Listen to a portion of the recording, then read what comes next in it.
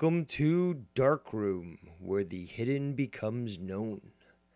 I am your host, Devious Dave Rose, and we'll be back in a short moment.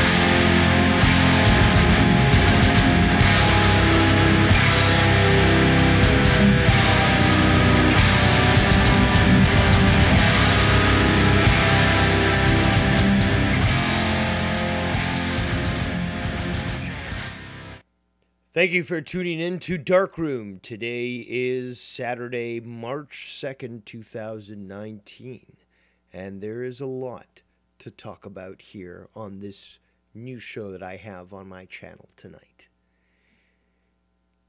First, I want to start off by stating that I will be taking calls later on tonight. I don't really have a structure planned. I just wanted to go live. I'd been promising a lot of people to do this for quite a while, so here I am. Now, there's, like I mentioned, a lot of things to discuss. I'm more than willing to take calls about them, just like I said.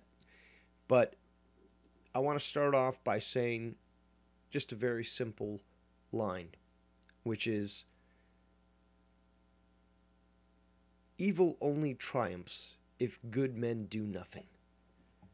And that is something that we need to consider when it comes to the world that we live in. So it goes back to that question, well, why am I doing these videos? Because there's things that need to be said that a lot of people refuse to acknowledge, are too afraid to, and there are a lot of people out there that think exactly the same way that I do, but yet are still looking for someone else that can affirm that belief. And I can assure you there's a lot of people that are a lot more sane in this insane world than we might know about. So we're going to be discussing on this channel, and specifically on this show Darkroom, a lot of different topics that might be a little hard-hitting, might be a little controversial, but we're going to be discussing them with honesty, we're going to be discussing them with facts, and we're going to discuss them with reason and logic, and more importantly, we're going to approach it in a manner that does not refrain from seeking the truth. And that is, I think, a big problem in regards to how things have progressed to this point where too many people are afraid to voice their opinions because it might be unpopular, because they might be labeled a certain derogatory name, something that might lead to them being fired. We've reached the point that we live in an outrage society where people are looking for the smallest thing to be outraged about. And if you dare threaten their emotions, they're more than willing to try to destroy your life. And I will be going into multiple examples on everything I speak about when it comes to these shows. Now, it might be a little boring for some people, but that's something else I want to talk about before we go forward, is that we've reached a point where society has bred us to accept band-aid solutions, to accept a reasoning, a rationale in a sentence or two. And we, honestly, if we sit back and look at that, we can't accept that. How do you expect to fix the economy by only explaining it in two sentences? The same thing applies to any sort of other argument. But we find that even in media, for example, things are trained specifically to a 6-second attention span. And it's been actually spoken that humans have a shorter attention span than goldfish. And that is a sad fact. But it's due to a lot of different reasons. But we have to recognize the fact that we are in that position where too many people are seeking a quick answer to a complicated question. And if you're unable or incapable to do so, they dismiss your opinion as if it has no value and go back to whatever status quo they've been living in, which still hasn't been producing any results in their lives. So, moving on, we have to also consider the fact that because of this attention span, because of these commercials that are literally made for idiots, they are put together in such a manner that they repeat the same line 3 times in a row, because psychologically that's been proven that that will allow for that to set psychologically or subconsciously into the psyche of a person so that they might hold that potential customer. And these attempts to manipulate the mind have been going on for a long time. But it's also been geared towards dumbing down the population so that they're easy to control. So not only do you gear your advertisement, your political rhetoric, whatever it might be, to the lowest common denominator, but everything else in culture follows suit. So you forcibly dumb down people and make them not want to have any consideration about reality, about the world that exists around them.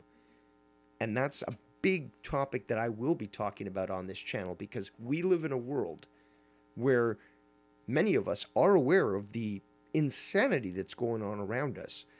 But even more scary is the fact that we have individuals that purposely work against the betterment of humanity, and they will fight you tooth and nail to try to prevent you from seeking the truth, from speaking the truth, from doing anything that would shatter their idealistic reality. Now, before I move on, I just want to mention that if you want to call in and voice your opinion, you can easily reach me on Skype at Devious Dave Rose. So, continuing on with that mindset, is these individuals that want to stifle free speech, that want to shame you for thinking differently, for just having an opinion. if you want to look at it within the current political spectrum that we live in, these would be considered essentially leftists, but specifically cultural Marxists.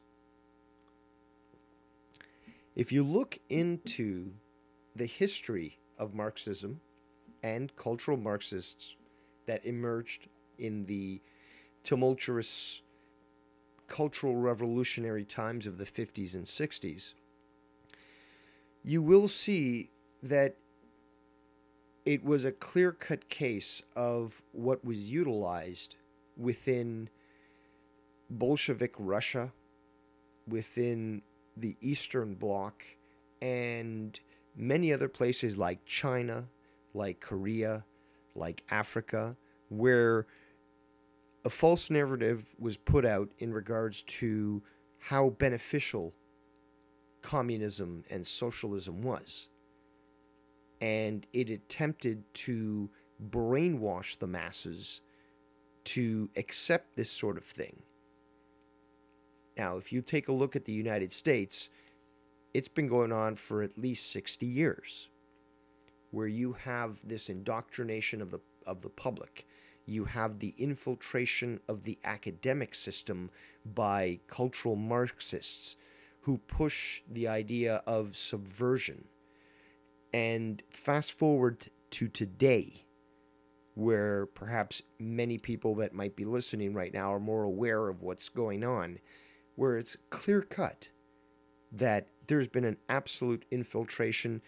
Schools, universities are just indoctrination centers, and they're not producing anything but compliant robots to adhere to whatever speaking points they say at that point.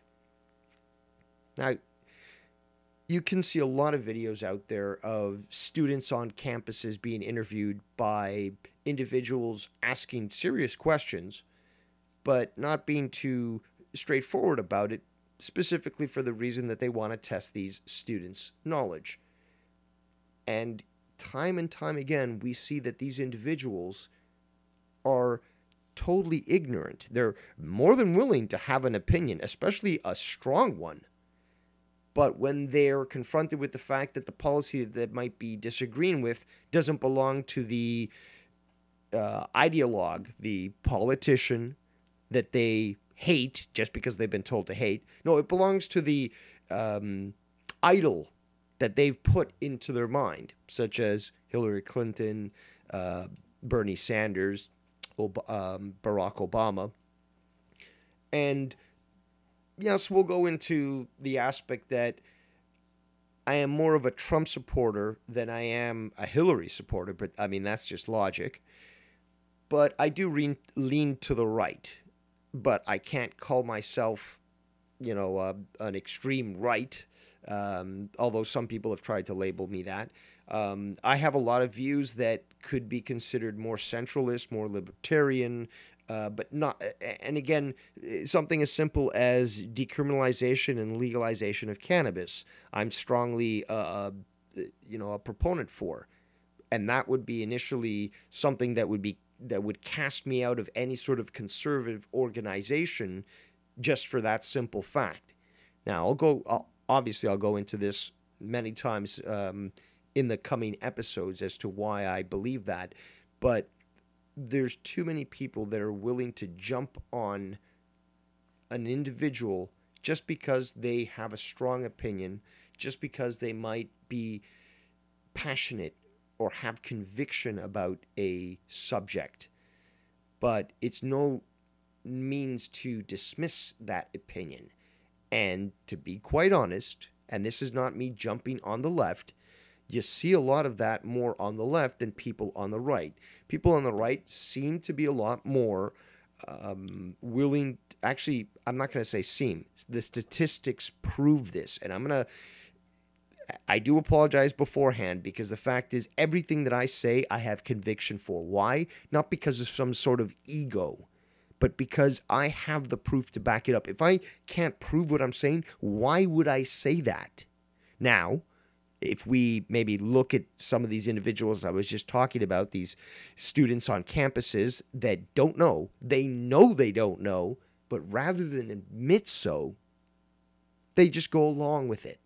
You see that even with, remember when Jay Leno was doing his street walking segment, even Jimmy Kimmel does that, where rather than somebody say, you know what, I really don't know about that topic. No, they just go, they double down and they invest totally in that narrative. And then when they're told that they're totally wrong, you see a cognitive dissonance in their face, in their head. They realize that they're wrong, but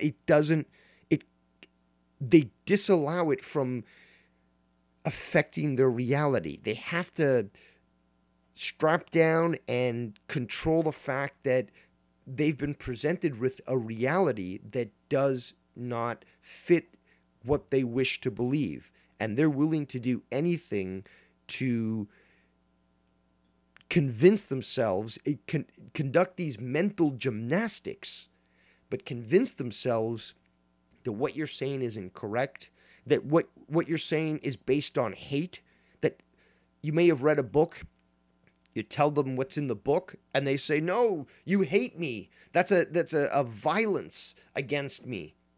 Because all you were trying to do was tell them what was in the book to disprove what they were saying, which I think is very important that we consider when we have the ability to speak the truth, which I think is a great gift on its own, the free will that we've been given. We have great responsibility. Like they say, with great power comes great responsibility. If you have the ability to convince someone of a lie, well, you have that great power. But what are you using that responsibility for? To manipulate people? Now, conversely, if you have access to information, which I believe I do, and I believe many other people do, shutting that source of information down really is a detriment to reality. It's a detriment to yourself. If you respect yourself, you would respect reality, you would respect the truth, you would want to seek it. And it's a detriment and disrespect to everything that you hold dear, whether it be your family, whether it be your friends, whether it be an ideal of existence that you want to do good, that you want to help others. So by ignoring that, you're really just being counteractive and basically negative towards what you might believe. I'm not sure if maybe that concept is reaching people, and I do have to admit that perhaps I'm not the best orator, but that's the whole purpose of this show here, is for me to speak my mind, to open up the opportunity for me to interact with other people, and to get information out.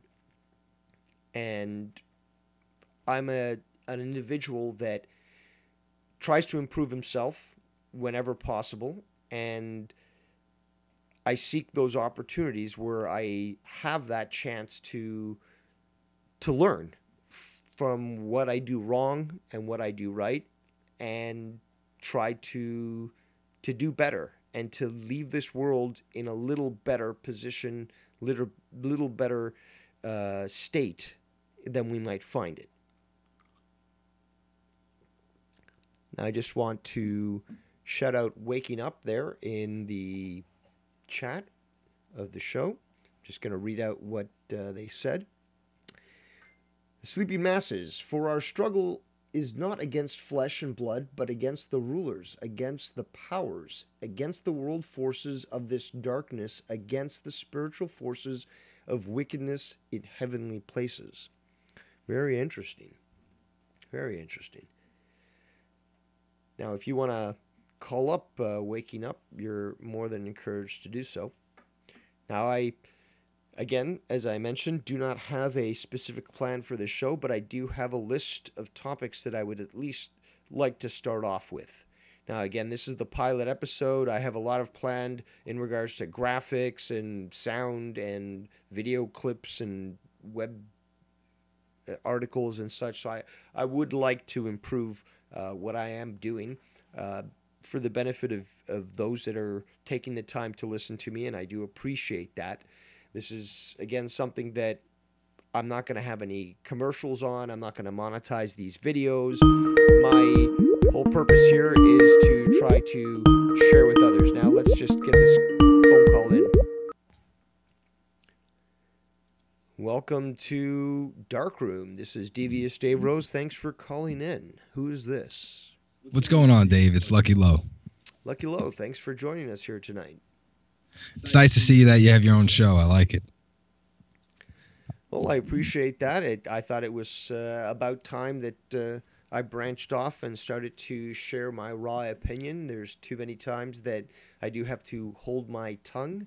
Yes. Or too many times where I'm incapable of transmitting what I truly think. And I think it's about time that I decided to go out and release the truth as I know it. I totally agree with you. I just want to touch on a topic as far as subconsciousness and consciousness. I'm a big believer in the fact that consciousness in general, a lot of people hold things in the subconscious mind. And I can give you a great example. A lot of people feel like, they're not good enough subconsciously. So it kind of holds them back in life in a way, where as opposed to them telling themselves, I am good enough. Whether it be a job or, family, a relationship, a subconscious mind has a huge factor on, how we carry ourselves, and I feel like a lot of that has to do with giving our power away as far as, the control aspect of the government and all these different establishments. That's a very good point. Now, as many know, I can go either way, whether it comes to politics or the esoteric and occult. Right. And in my opinion, it's all connected nonetheless. But what I'm wondering from you, Lucky, is do you believe that the subconscious allows us to learn from perhaps our mistakes or from the situations that we put ourselves in? Because it seems to be that a lot of the times we subconsciously put ourselves into positions to suffer, and yet it's that opportunity perhaps to learn to move beyond. No, you make a really good point. The way I see it, as far as, consciously being aware of your surrounding, when people say that they have all these demons, more or less they're talking about their own selves. They're fighting their own battle within the mind, and that's what I would consider to be fighting demons internally. It could be external, but I'm just saying when people have all these things going on, subconsciously you could watch TV, watch commercials like you were saying earlier. Symbolism goes right into the subconscious mind. You don't even know it.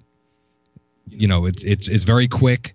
And that's why sometimes if you see somebody on the street, maybe a week down the road, you'll have a dream and you'll feel like, you'll see that face of the person you saw on the street in your dream, not even realizing that they're just in your subconscious mind. So the mind is a crazy thing.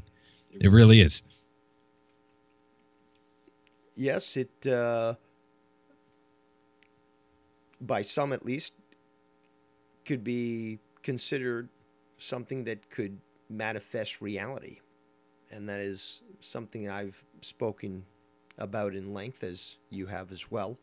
Right. But taking that into consideration, whether it be positive or negative, if in fact that is the case, if you take it to the extreme, something negative that's manifested is definitely something that is sort of detrimental to an individual. And well, would you say that subconsciously it would affect them, even if they don't knowingly aware of, address? Right. Now, would you say that if somebody were to wake up in the morning, a kid going to school and he has to take a test and he's, thinking negative and saying, I'm going to fail, I'm not going to do good, that he's going to now go into that test failing it because he felt that way? Many times that does seem to be the case. That does seem to set a precedent. It's something that many people have also sort of equated with visual manifestation. There's many terms that are used for that, but essentially you're thinking your reality. So if you believe a certain thing, if you go into a test, for example, thinking positively and visualizing your success in that, statistically and scientifically, it's been shown that more likely than not, that will be the outcome. Yes. Now, it sounds crazy, it sounds odd, but again, on the Darkroom here, this is where we speak loudly of what is normally spoken in whispers in the light. I like that. We reveal what is hidden here on the Darkroom, and we speak about it unapologetically, but more importantly is we speak about it honestly, and we speak about it with respect. Anybody that calls in, anybody that interacts with the Darkroom will have that level of respect, because I appreciate honesty and truthfulness in the search of truth. We might not agree on many things, but if our end goal is the search for truth, then we can consider ourselves allies. Now, for those that see the opposite, I can assure you, you have found an enemy more powerful than you've ever imagined. And this is something that I will be speaking to in the future. But we have reached a point where violence is inevitable, where civil unrest will lead to civil war. Economic ruin and climate change, which isn't caused by the humans, by the way, will lead to a situation on this planet that may end up resulting in the death of billions. Yeah, I got to say I disagree with that. No offense to you, Dave. It's just That's that perfectly fine, but as I said earlier, everything I say on this show, I can back up. I can prove. All right. I can present the information to show this, because I would not waste my breath on stating something that is untrue, because in the end, my path, my goal is the truth. So it might sound odd, it might sound crazy, it might sound disheartening, it might sound depressing, but I can assure you, what I'm telling you is the whole truth and nothing but the truth. Well, can I ask you a question, Dave? I ask the questions here, Lucky. All right. No, okay. I respect that. Go ahead. Go ahead. No, I was going to ask you, as far as being able to manifest, like you were saying, now, if we can actually create our own reality, which is what you were saying, isn't it possible that down the road, people can create a nonviolent approach to handling all these issues that we have? Yes, absolutely. If, and this is the big if, there's enough for the collective subconscious to acquire that necessary compassion for their fellow human to do so. But unless you can reach that critical mass of individuals that feel exactly the same way, that learn from that example that was put out, you will not be able to reach that level necessary to awaken enough individuals to that particular plight. Right. Oh, that makes sense. And it is both saddening, but also, I would have to say, encouraging, in the sense that for those of us that seek the truth, uh, an ignorant person is just another person that you might be able to help out. Now, I'm not claiming to know everything, but I am claiming to wish to pursue the truth and to do so no matter where it leads, even if it's dirty and ugly. And for those that wish to follow along in that pursuit, you will be recognized for doing so, because only the brave, only the few actually do so. This has been statistically proven many times over in multiple events throughout history, where despite the fact that the majority might be too scared or too complacent to pursue a certain ideal, there are those that actually choose to risk it all, to sacrifice everything so that their fellow man can benefit. We saw that with the American Revolution, where not more than 10% of the population was involved in battling essentially what was the strongest empire on the planet, and they defeated them. That is all. And again, this goes more to what we were talking about in regards to spirituality. That's all you need. You don't need the majority of people to fight against evil. You just need a small number of individuals that will allow for critical mass to be reached with that collective subconscious. And once you reach that level, it spreads like wildfire. Not only it spreads like wildfire, you might, again, in the end, still only have 10% of the population supporting the freedom of the entire nation. But those 10% show themselves to truly be the patriots that they are, and they end up freeing those that might even disagree with them. So it speaks a lot about character. Well, I think a lot of people actually are, into asking questions and doing the research and stuff like that.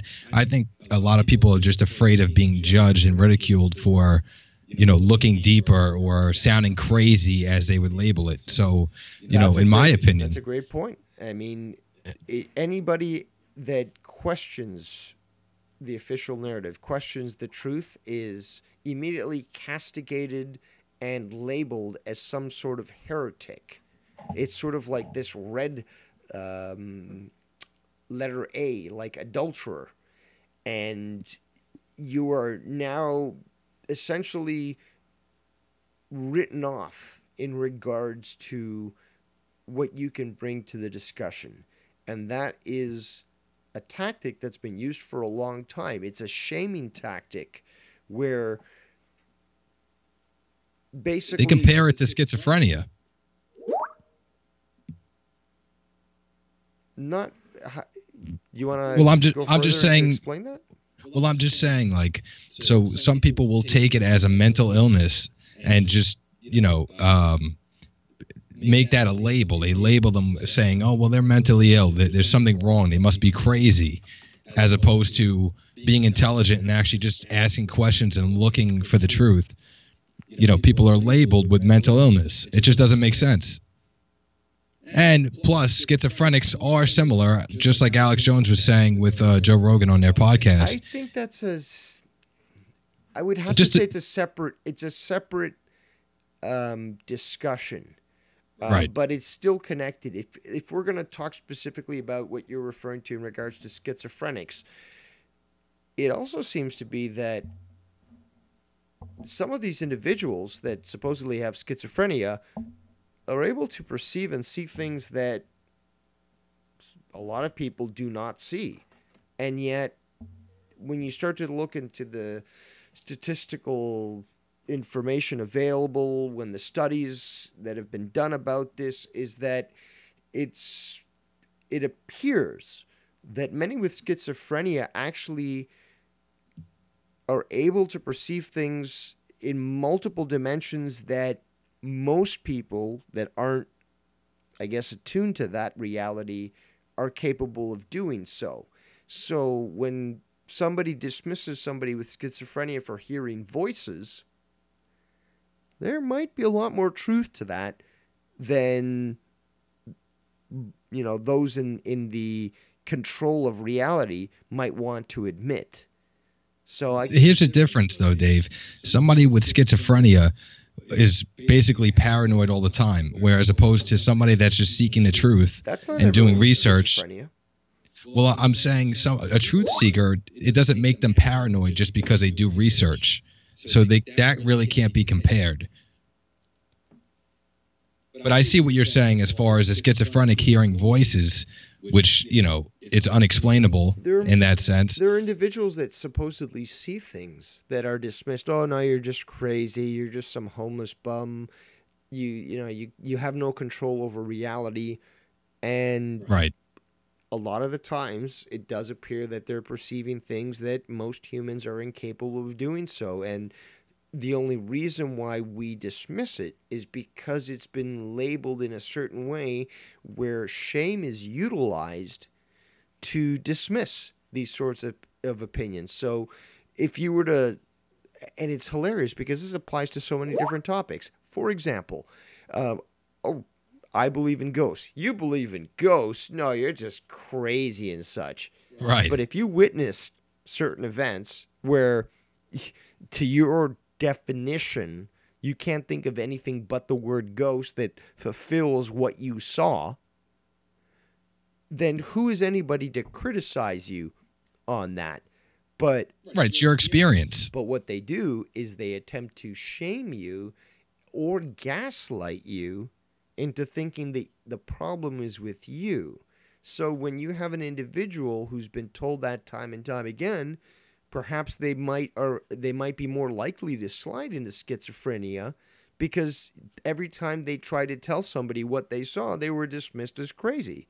So we do have to consider the fact that many people who are claimed to have mental illness really have a perception of reality that's a little more open than we want to admit.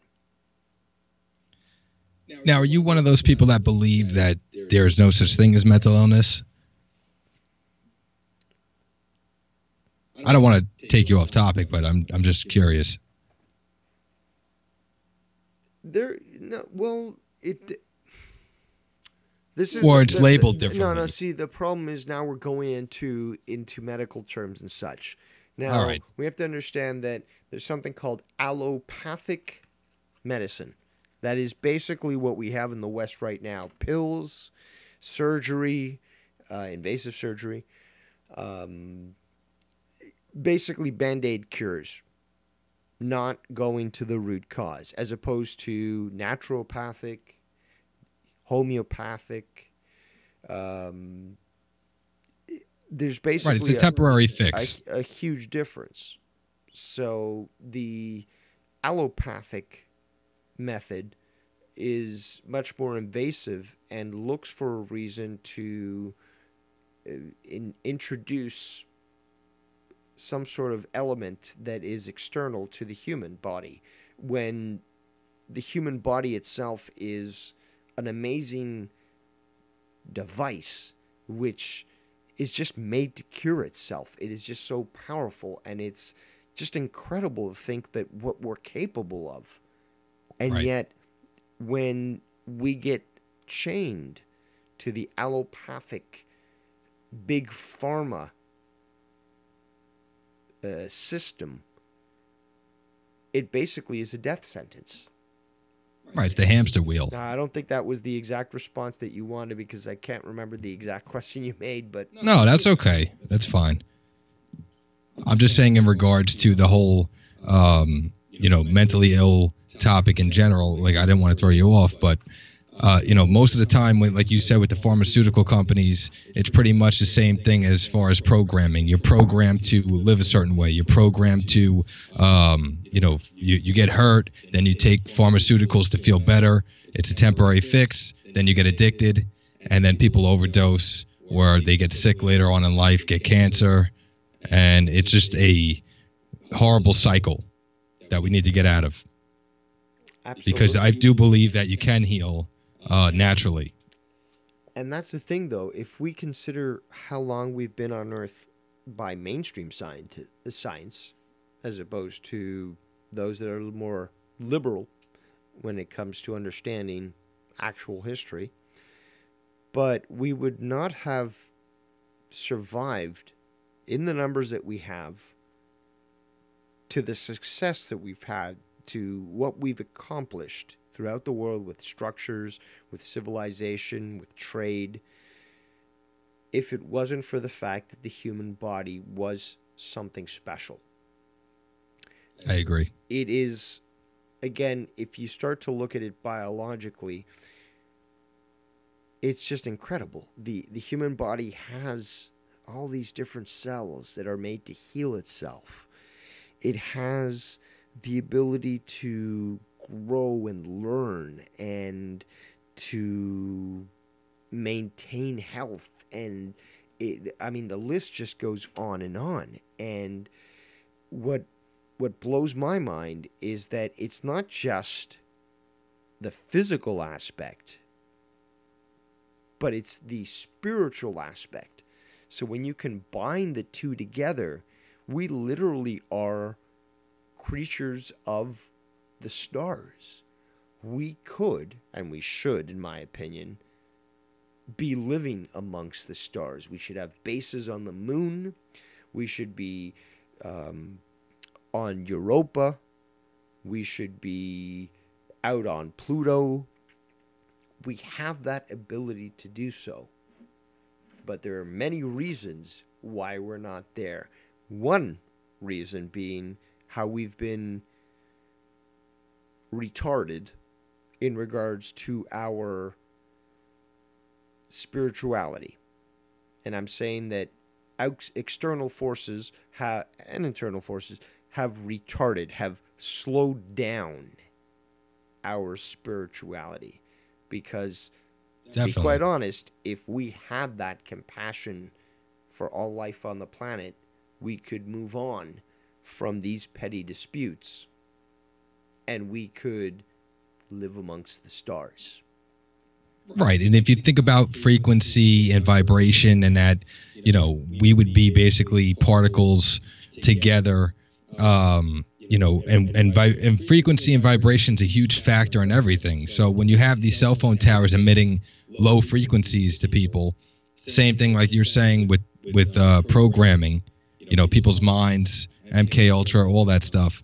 It's very hard for people to just snap out of it. But the more people wake up, I feel it has been spreading, like wildfire, where a lot more people are more awake now more than ever.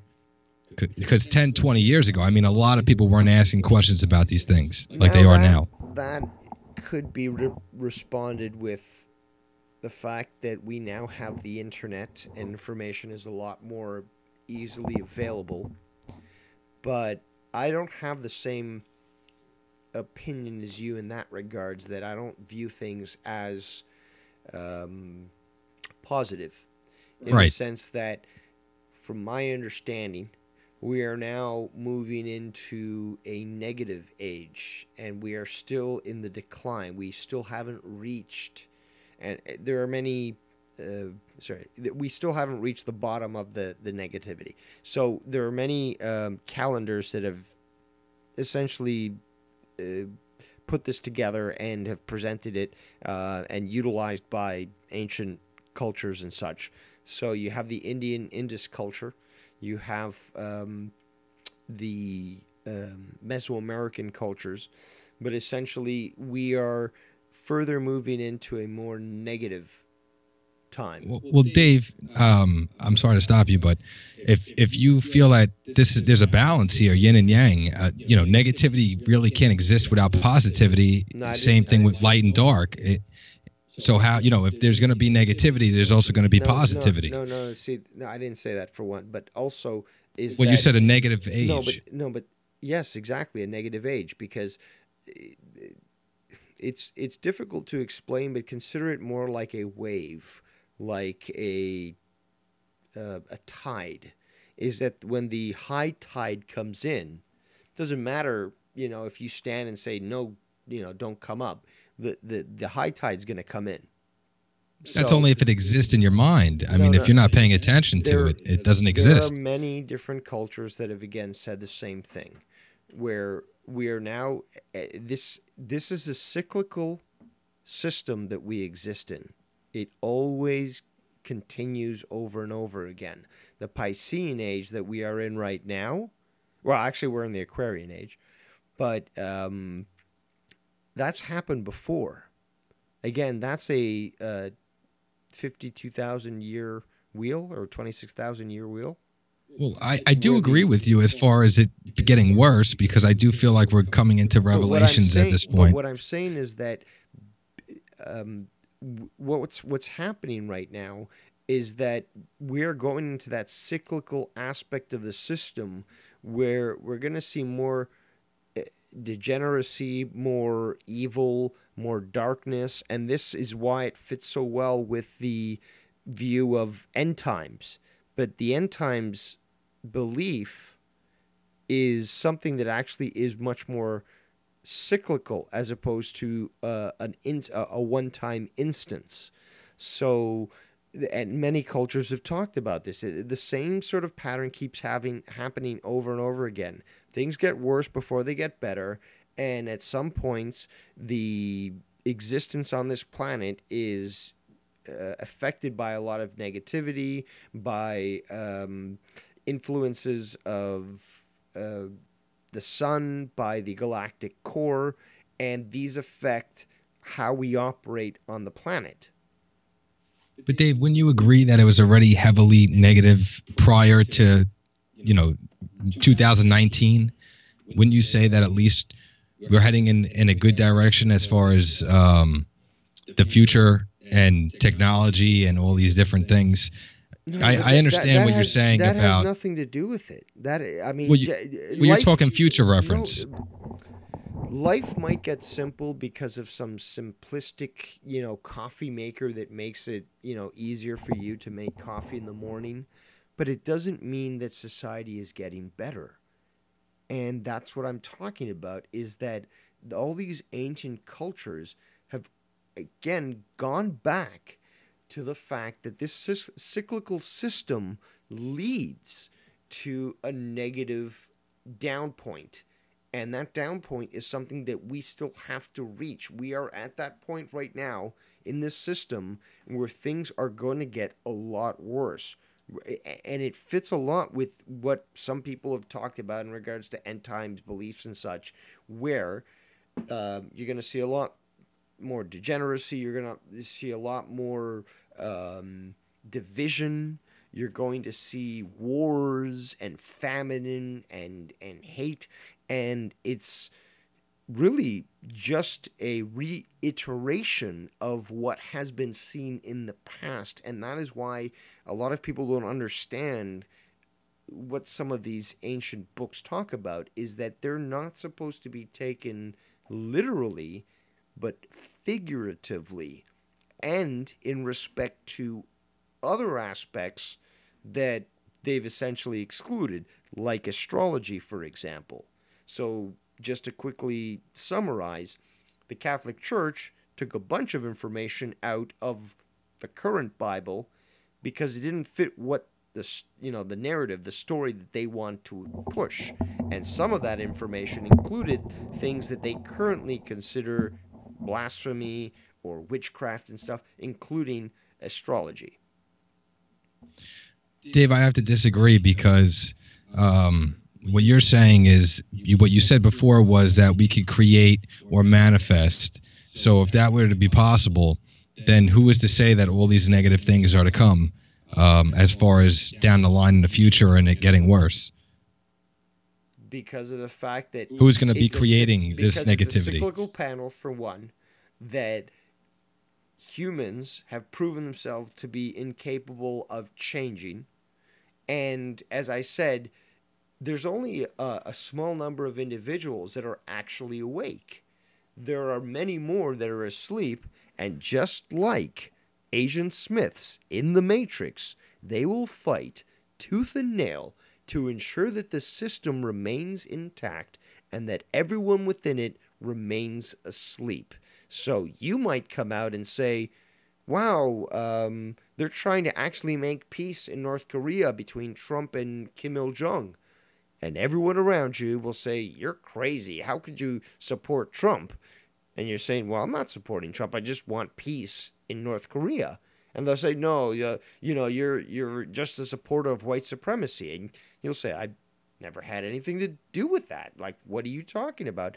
And they will continue to try to hammer you down so that you adhere with their beliefs, just like an Agent Smith. And we are at that point right now in reality where they will fight tooth and nail, and it will get even worse before it gets better. It's a great example. And I know where you're coming from. You might think I'm not as positive as you, but it's not about positivity and negativity. In my opinion, it's about being realistic to the patterns of the universe and what basically happens time and time again. And we are in for a rough ride in regards to the future that we face on this planet. There's this push for this carbon tax and for us to accept this sort of fallacy of climate change, and that we have to pay billions of dollars and trillions of dollars just to compensate for what's happening, as opposed to address the problem. We're seeing countless wars that are going on, and yet we have politicians talking about peace and wasting money on going to Mars and stuff. We have homeless people on the streets that... Right, it makes no sense. So there's a lot going on in this world that doesn't fit the narrative of people, wanting to make the world better, because there's a lot more benefit for these individuals to control the world than there is for it to benefit from spiritual enlightenment, for example. Yeah, but Dave, the beautiful part about humans are that we're like the wild card. We're so unpredictable that you don't know what's going to happen next. It's like at every turn anything could change. Anything is possible. So that's why I say it's not a matter of being so positive or negative. It's just that we're so unpredictable, our race, that anything can happen at any point in time. So there's no telling, what's in the cards, is what I'm basically saying. Well, but I get what you're saying as far as statistics go and the government and, where we're headed, statistically, financially. But, as far as a civilization, I don't see the apocalypse. I don't see famine and all these drones coming and killing people, and I just don't see it. Well, I don't see it as a possibility. I can, and I plan to prove that in the future, because I can back everything up that I state with facts. But what's the benefit? I can back everything up what I state with facts. The benefit is, in the end, it's control. Yeah, you can. They're already controlling abortion. I mean, what else do they need? They need to keep depopulating people for what would be the benefit at that point? There's a lot of benefits. You need to be able to maintain a constant state of war to ensure that you have an enemy that the public is always willing to support you on. You have the benefit to the military-industrial complex. You have the benefit to the media that will be supporting whatever stories and getting the benefit of essential funds to them. There's so much that I do plan to go into in regards to these topics.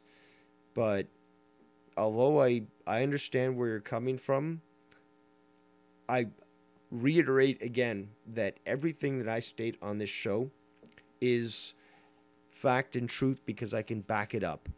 Now, it's not because of you stating this, but because of the criticism that I've encountered recently is that I'm at the point where I'm no longer concerned with individuals that wish to challenge me on the facts. I know what I know. I've read more books probably in my life than people will ever read in multiple lifetimes. I'm not saying this makes me better. What I'm saying, though, is that I've made an effort to learn. Right. And those individuals that wish to dismiss my opinion bring nothing to the conversation but an emotional outrage. Well, it's done. It's over. No more mercy for them. I'm coming out hard. I'm coming out with the facts.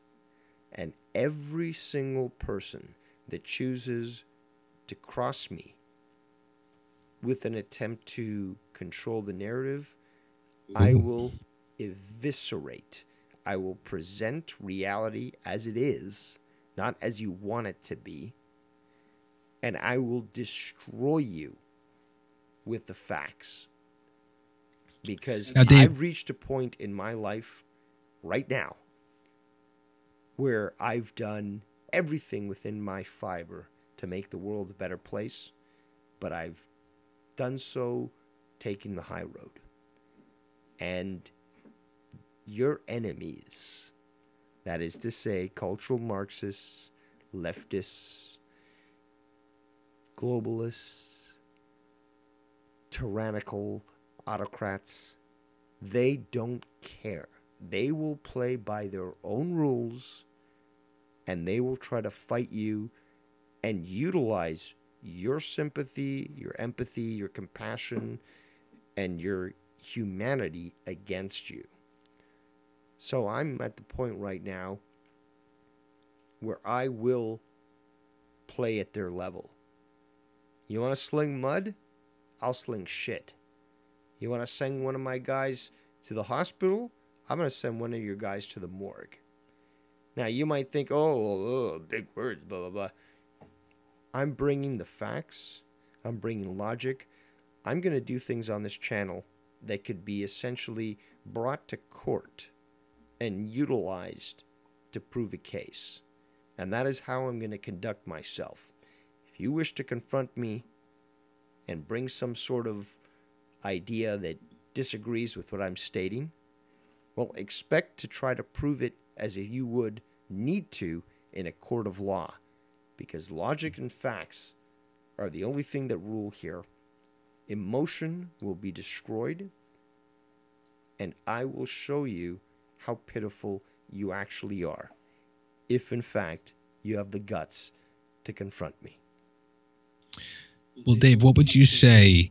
I know you do read a lot of books and you're very knowledgeable about a lot of different topics, but what would you say as far as like the MIC, owning all different aspects of the internet and, releasing whatever they want to release to the public? How would that, as far as books go, what do you feel about that? Do you feel that they're censoring anything within books, or they just anybody could put anything out there to the public? You said MIC? What's that referring to? Oh, military industrial complex. That's just my thoughts. I feel like they have a huge control over the internet in general. They do, but like that's all the thing, different though, aspects. That's over the internet, over certain websites, but that's never stopped anybody who's savvy Barnes enough and from Nobles. accessing information on the website, nor has it stopped anybody from going to a public library or getting this to get this information, or going to the government and actually filing a Freedom of Information Act request and getting that information as well. Just because you're getting it through the internet doesn't dismiss the value of that information. And there's many abilities to acquire that same information without the internet. Right. Well, that's a good answer.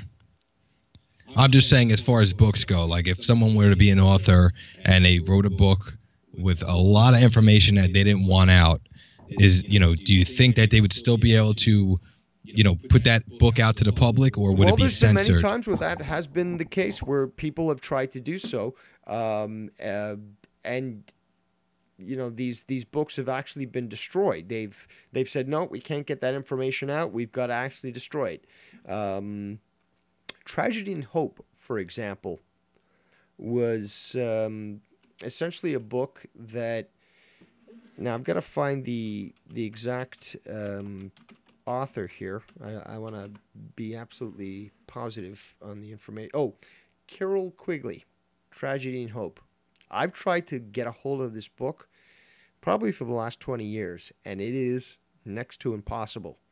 They made very few copies of it, and more specifically, it's the content that they wish to ignore or try to obfuscate. But Carol Quigley essentially was given an open door to secret societies and to globalist organizations to explain to him as to why they were doing things. And this book had a lot of information that actually influenced even Bill Clinton in the way that he operated. It's a book that's very difficult to come across, and although it was purposely allowed to be published, it was more allowed to be published because those in the know wanted to have it published, not for the public to see it, but more for them to have a copy and just affirm their allegiance to the evil that they support. Right.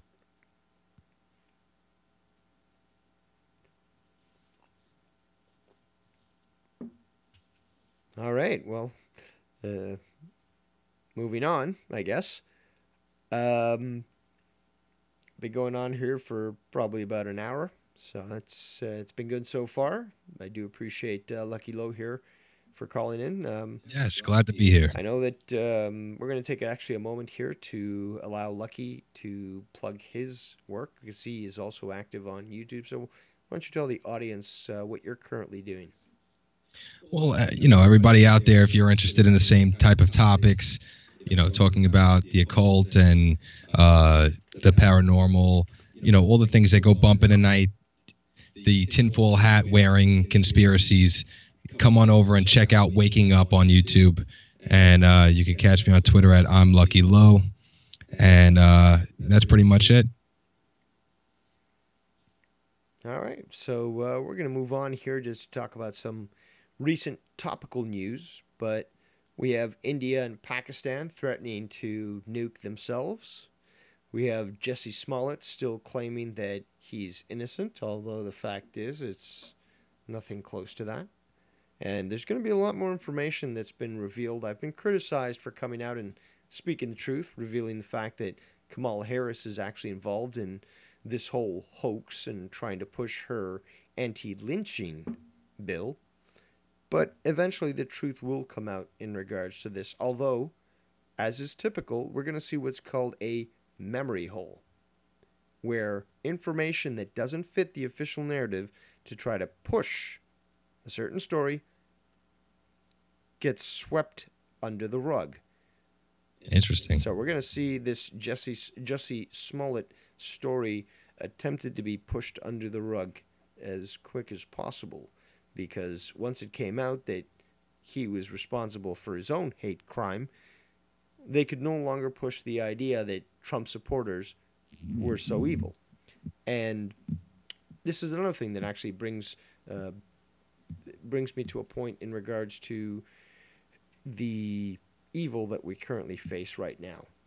Now, whatever it is that you think about Donald Trump, and I have been public about supporting him on many things, and been public about criticizing him on many others. But there have been at least 639 acts of violence and harassment against Trump supporters since November 2018. You're not going to see that on the media. No, you won't. And there was actually many more before then, even before he was elected, although he had announced his presidency. There's been thousands of hate crime hoaxes, but the media will not cover that either, unless at least initially where it makes it appear like there's a lot of hate in America, which there is not. Same with Canada. There's been many times where these fake crimes have been reported, and as soon as the truth came out, the media buried the story, and they never wanted to talk about it again.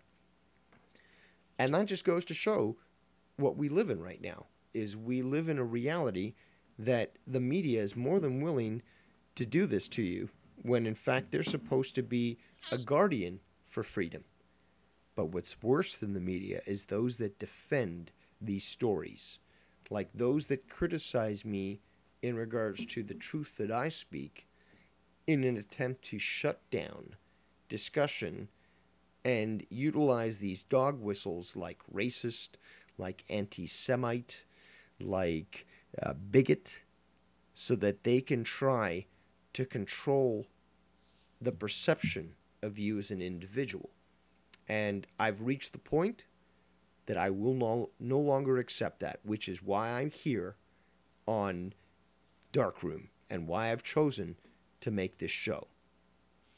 Well, that's a really good point, Dave. If you go back and look at what happened in Las Vegas with that shooting, you know, the news was putting out that narrative that there was only one shooter, and then people started to come out. The witnesses started to say that there were people on the ground shooting, and the media really wasn't reporting on it. And then as time went on, you know, it's like they kind of ignored it, and they wanted to close the case as fast as possible. So, you know, it was just like, you know, in my opinion, if it was like another 9/11, it's like, how fast can we do something huge and then make it go away and see if anybody says anything about it? And people really, they didn't fucking go crazy. People weren't screaming about, you know, like that's the problem, is that a lot of people don't come together and, you know, ask for the answers. It's kind of like, you know, passive aggressive. We just let it go. You know, it comes and goes. And that sort of goes to what I was saying earlier about the whole 6-second memory of humans, you know, like the whole goldfish, is that if you go long enough, many people are just going to totally forget the story. Now, some people have called me the walking encyclopedia with good reasoning, but I remember news stories that were just briefly in the news, and they have actually affect what we're seeing right now, but nobody remembers them. Right. And that is part of what Project Mockingbird is all about, is once you infiltrate the media with those from the military-industrial complex, you have the ability now to shorten attention spans, to create individuals who are of a low IQ, but you can't necessarily blame them entirely, because everything they've been bombarded with in regards to the media has forced them to have that mindset of a very short attention span. I don't like to think of everybody having a low IQ, though. I would say more or less, if you think about a man. The bell curve? Do you know what the bell curve is? Let me just give you an example. A man beats up a woman, his girlfriend, and she's abused by him all the time. And then she says, that's it. I'm going to move out. I'm going to leave. So the man is the government. The woman would be us. That's it. I'm going to stand up for myself. I'm going to do something about this. And the man just keeps beating the woman over and over again, abusing the woman. She just does not know how to get out of there and walk away. So she continues to get beaten and abused. That's pretty much us in a nutshell. Because we're not leaving and we're not doing what we got to do in order to move on. We're just staying there and being abused and letting it happen. No, that would be incorrect. I mean, I respect whatever your opinion is. You're entitled to it. That's just the way that I look at it. A lot of people just don't speak on these things. They expect somebody else to fight the battle. And it's not a matter of just being stupid or having a low IQ. It's just that they're afraid to speak their mind or come into their power because they don't want to be judged. I'm sorry, but I have to disagree with you. All right. There are fair. things that I that I agree with you and things that I don't agree with you. And there's something called the bell curve. There's a standard deviation in regards to intelligence. And this graphic that I'm showing right now, a little bit of a pat on my back, but basically the bell curve is the standard when it comes to intelligence, is that you have a lot of people in the middle that are average. They're not stupid, but they're not smart. Like, they're not hyper intelligent. I'm not saying they're idiots. They're basically the average. They're, average intelligence. Average IQ, right. Now, you've got a lot fewer geniuses, just like you have a lot fewer idiots, but you have a lot more people in the middle that have, a standard IQ. But we cannot ignore the fact that this exists and that not everyone is a genius. It's just reality. So when somebody who is not a genius attempts to claim that they know more about economics than someone who has a master's in economics, we realize that they have no value in regards to that topic. Now, do they have a right to their opinion? Yeah. But like I always said, everyone has a right to opinion, even if it's wrong. Because you might think, oh, well, the sky's purple. Well, we know the sky's not purple. So think, have that opinion all you want, but you're wrong. And the same thing applies. Is that your real IQ? I'm 147 on the Wechsler. Oh, wow. Much respect. No, but again, that's another thing. I like to bring this up only in regards to the fact that that it helps trigger people. But what people refuse to acknowledge or accept, and this I think speaks to their IQ, is I've never said that this makes me better than other people. Do I have the ability to recall information? I don't have total recall because that's a specific psychic skill. Or photographic memory, but I have something very close to it. I have the ability to recall information. I don't consider myself better than other people for it, but it's just a skill that I have. Now, does it help me out? Absolutely. I mean, it's a skill that I have, and why wouldn't I use it? But there are individuals out there, and this doesn't just apply to me. I'm now talking to everyone who's listening. You and I all have skills that we are good at. No one has a right to shame you for whatever you're good at, whether it be about reiterating information, whether, that you're a compassionate individual, that you can communicate with people, whether it be that you can fix a sink. Nobody has a right to criticize you for what you're good at because they're not good at it. And this is a big reason also why I decided to start this show, Darkroom, on this channel, is because it's about time that people be reminded that you are special, you are good, you are capable of doing your own thing. Are we all equal? No, that's just fucking reality. And if you can't accept that, find a different planet to live on. But do we all have unique abilities that we can all work together with to make the world a better place? I believe so. So those that try to shame you in these beliefs, that you have skills, that you want to make the world a better place, that you might be more capable than other people in certain skills, which is just reality. These people, they're your enemy, they're my enemy, and I've drawn the line because I'm no longer willing to accept this sort of criticism of my fellow man. When we try to make the world a better place and you come to us with this emotional drivel, expect a war. So that's a good point. I just want to remind everyone that I've never said that I'm better than anyone.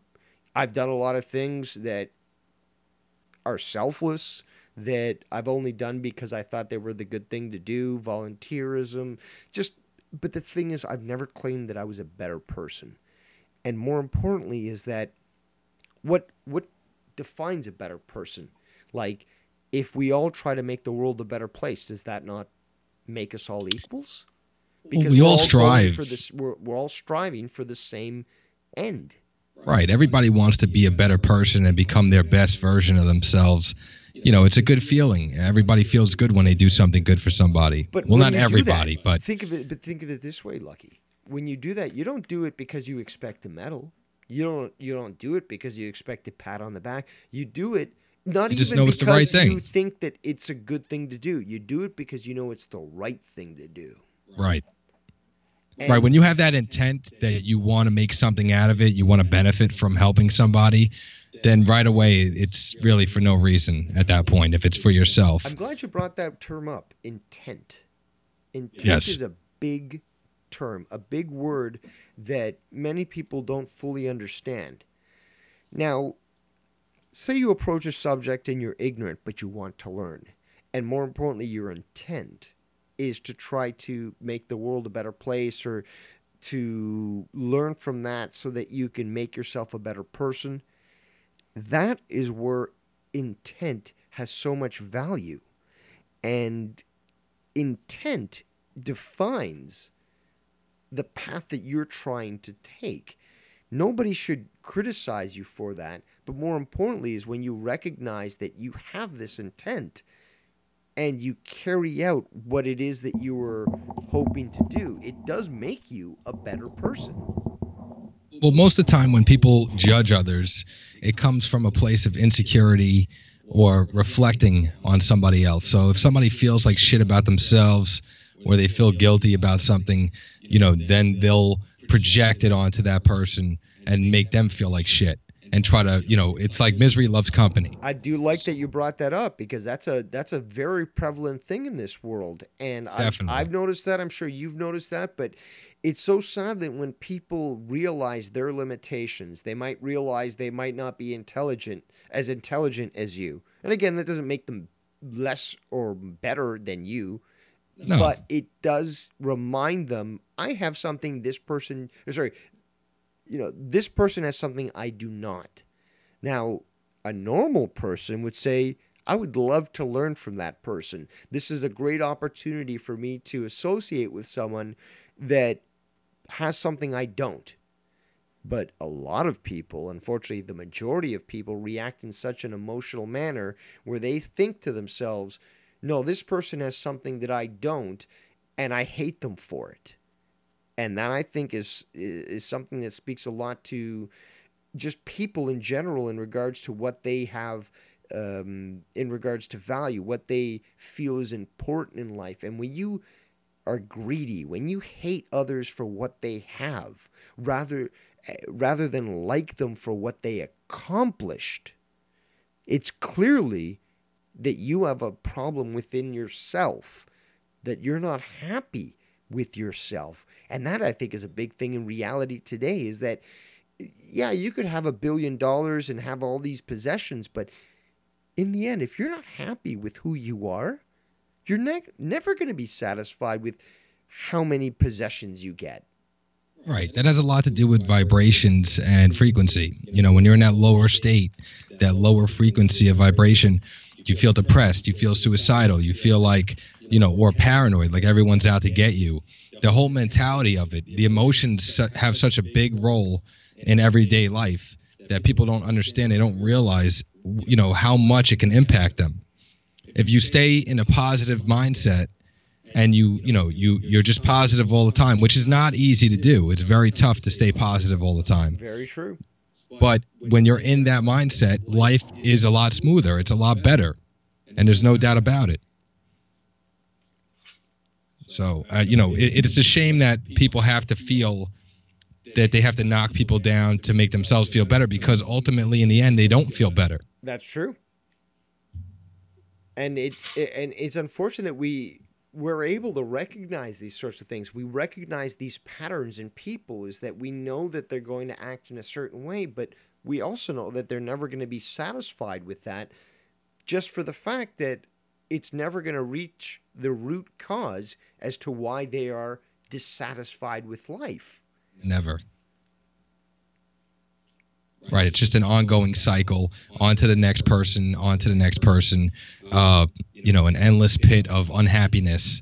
And when they do have that positive mindset, I feel like a lot of things start to fall into place, in life. A lot of good things. The universe brings a lot of gifts your way, the laws of the universe. It's just a matter of living life in a certain manner. Very true.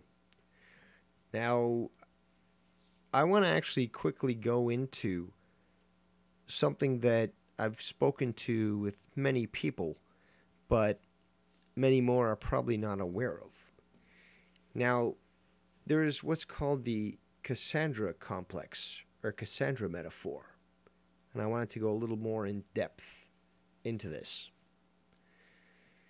Now, the term originates in Greek mythology, where Cassandra was a daughter of Priam, the king of Troy. Now, Apollo was struck by her beauty and provided her the gift of prophecy. But when she refused his advances, he placed a curse, ensuring that nobody would ever believe her warnings. Cassandra is left with the knowledge of future events, but could neither alter these events nor convince others of the validity of her predictions. Now, I'll be honest. Apart from all the book reading that I do, apart from the intuition that I have, this is something that I've experienced all my life. And I believe that perhaps there are many listening out there that have also experienced the same thing, where you know something is going to happen. You've seen all the signs point towards it, and yet nobody will believe you. You're labeled crazy. You're labeled unstable. You're labeled anything. And in the end, you're proven right, but nobody acknowledges it. It was just some random thing. Just a coincidence. And it goes on and on and on, where you have this ability to perceive things that others are not able to do so. And yet, nobody believes you despite your track record.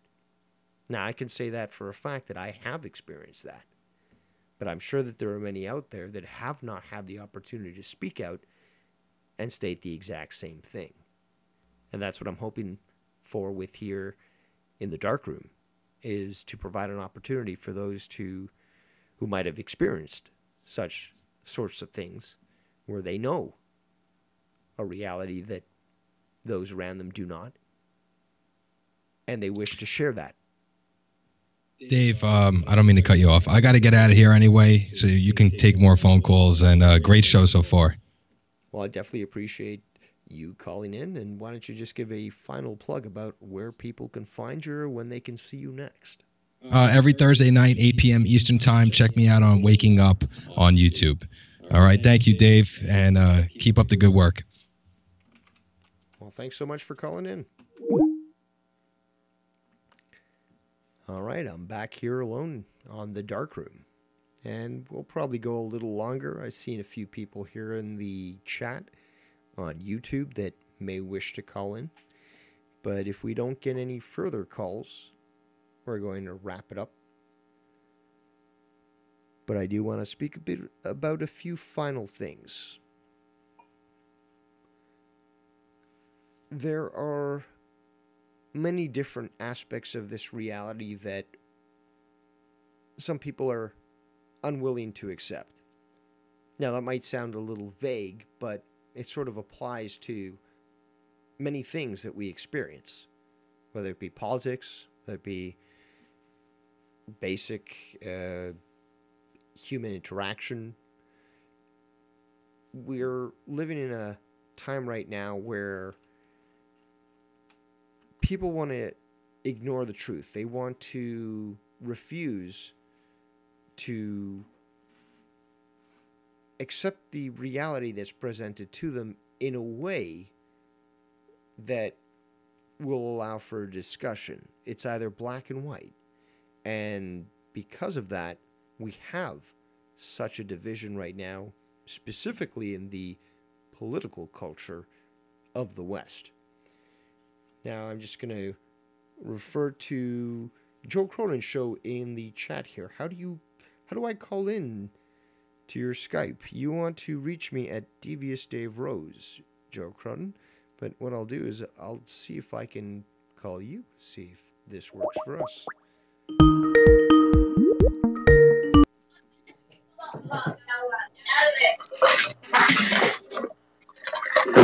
Good evening, Joe Cronin. Thank you for calling us here on Darkroom Episode 0, The Pilot. Right as I came home, it was on and I was listening, and I wanted to add to your. I don't know if you got into this, but you know what I wanted to add to is you brought up a really great point about not being happy, and what you're seeing is, I think, a lot of people in the world right now, and maybe myself included, even we all kind of have this. We're all distracted by the next iPhone or Android or video game or YouTube or whatever it is, and everybody kind of forgets to seek help or therapy or to look at themselves. This is the furthest we've ever been from being unable to self-reflect. And what happens is you may not have as much drive to do the thing that you're really good at or that you were maybe meant to do than ever before, because we get these momentary bursts of excitement or happiness or, serotonin releases or whatever you want to call it in the brain with a video game or a YouTube video or a podcast, radio, and just all the stuff that's available now to everybody.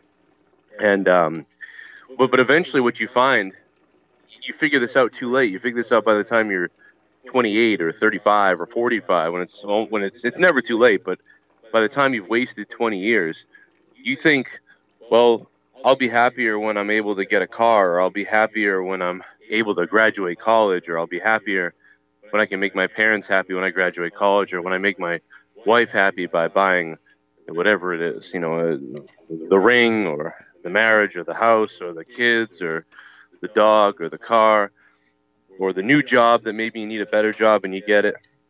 And then you just continue to be the same, either angry person or unhappy person. And that's why you see, I think, so many lost people out there, because everybody's dealing with that on some level, because none of us have had to self-reflect or seek therapy. There was a huge boom for therapy, I feel like, especially in the 80s and 90s, early on in the 90s and in the 80s for sure. And you really don't see that as much nowadays. And the therapists that are more available are more they're poor quality also. So no one ever gets this self-reflection. And every time you buy or go into debt further, you think you're happy for a brief moment. You're happy for a second. You're the release, that temporary relief and happiness, like on Twitter or something like that. You're happy for a few minutes, but then the problem remains, and you really never solve it. What do you think about that, Dave? I feel like that's one of the main issues. I think you've made some amazing points. Now, one with regards to social media, for example, is it's been absolutely proven is that when you get likes, when you get responses, that hits your endorphins and it boosts it. Now, consider this. If you invest so much time in social media and you stop getting those likes, those retweets, whatever, the diminishment in those endorphins actually creates a sort of condition that's worse than going off heroin, for example.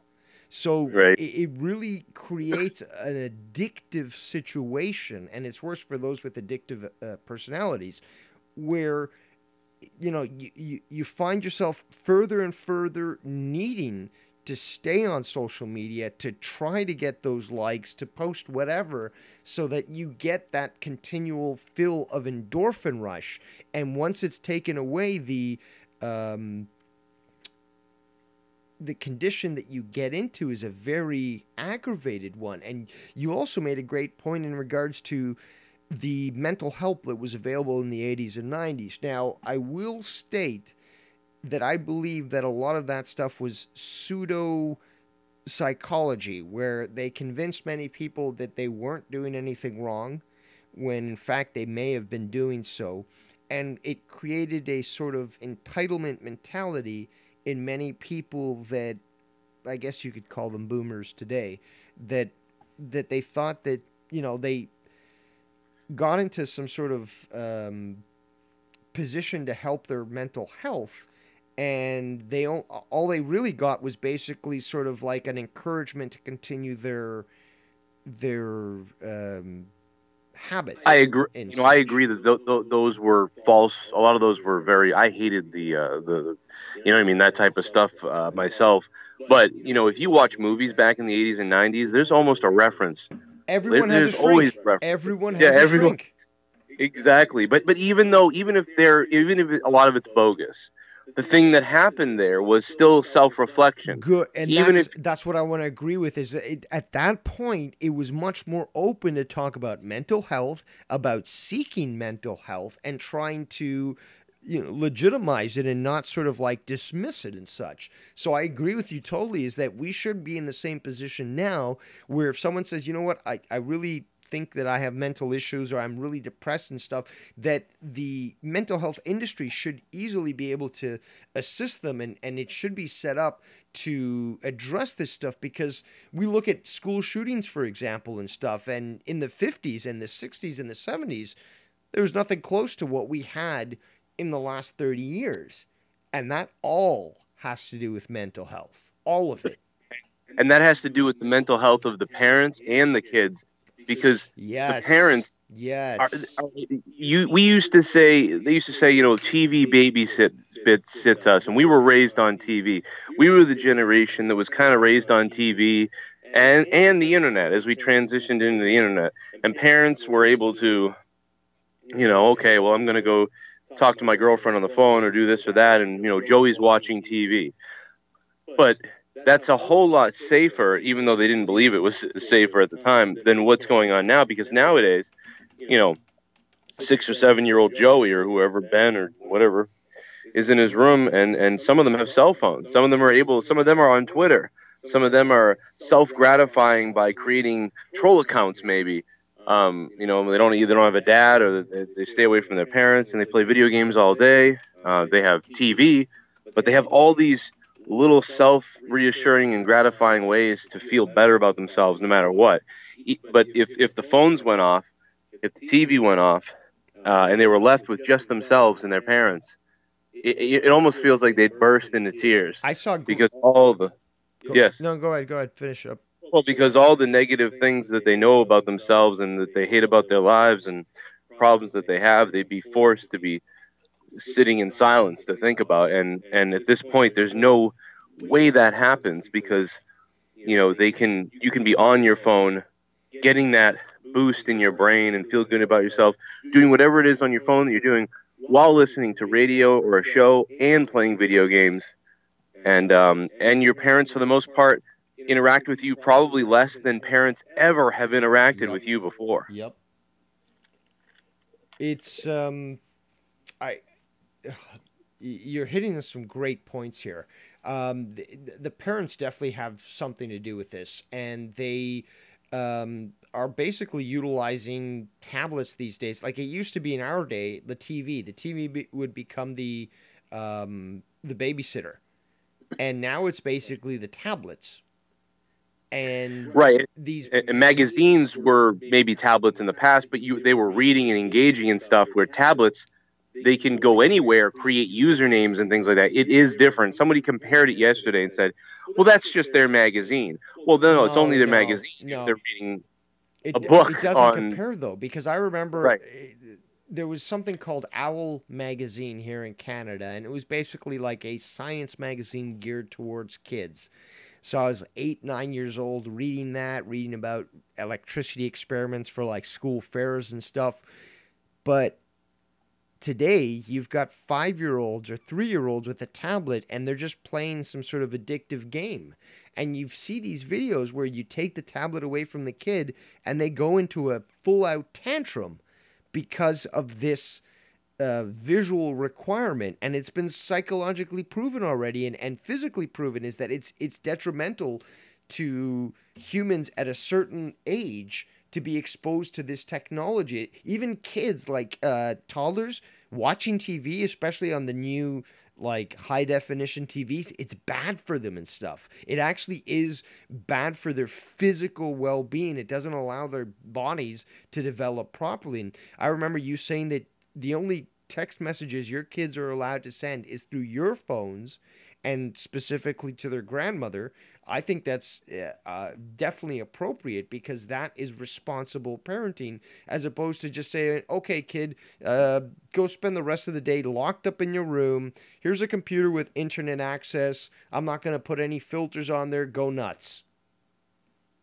Yeah, and sometimes it becomes hard, especially with, like with Gavin, because my oldest son's 9, and he does lock himself away a lot sometimes, but it's wintertime, and, I got to get him out of his room sometimes, but it's wintertime, and all the kids are on video games, and that's where it becomes, you have to become more creative, and I don't think I've become creative enough yet, but people have to become more creative about how they, get their kids out of the house, because you're in there all day playing games, and you say to your friend, hey, Bobby, let's go outside, or want to go down the street. Bobby's going to say, what are you talking about?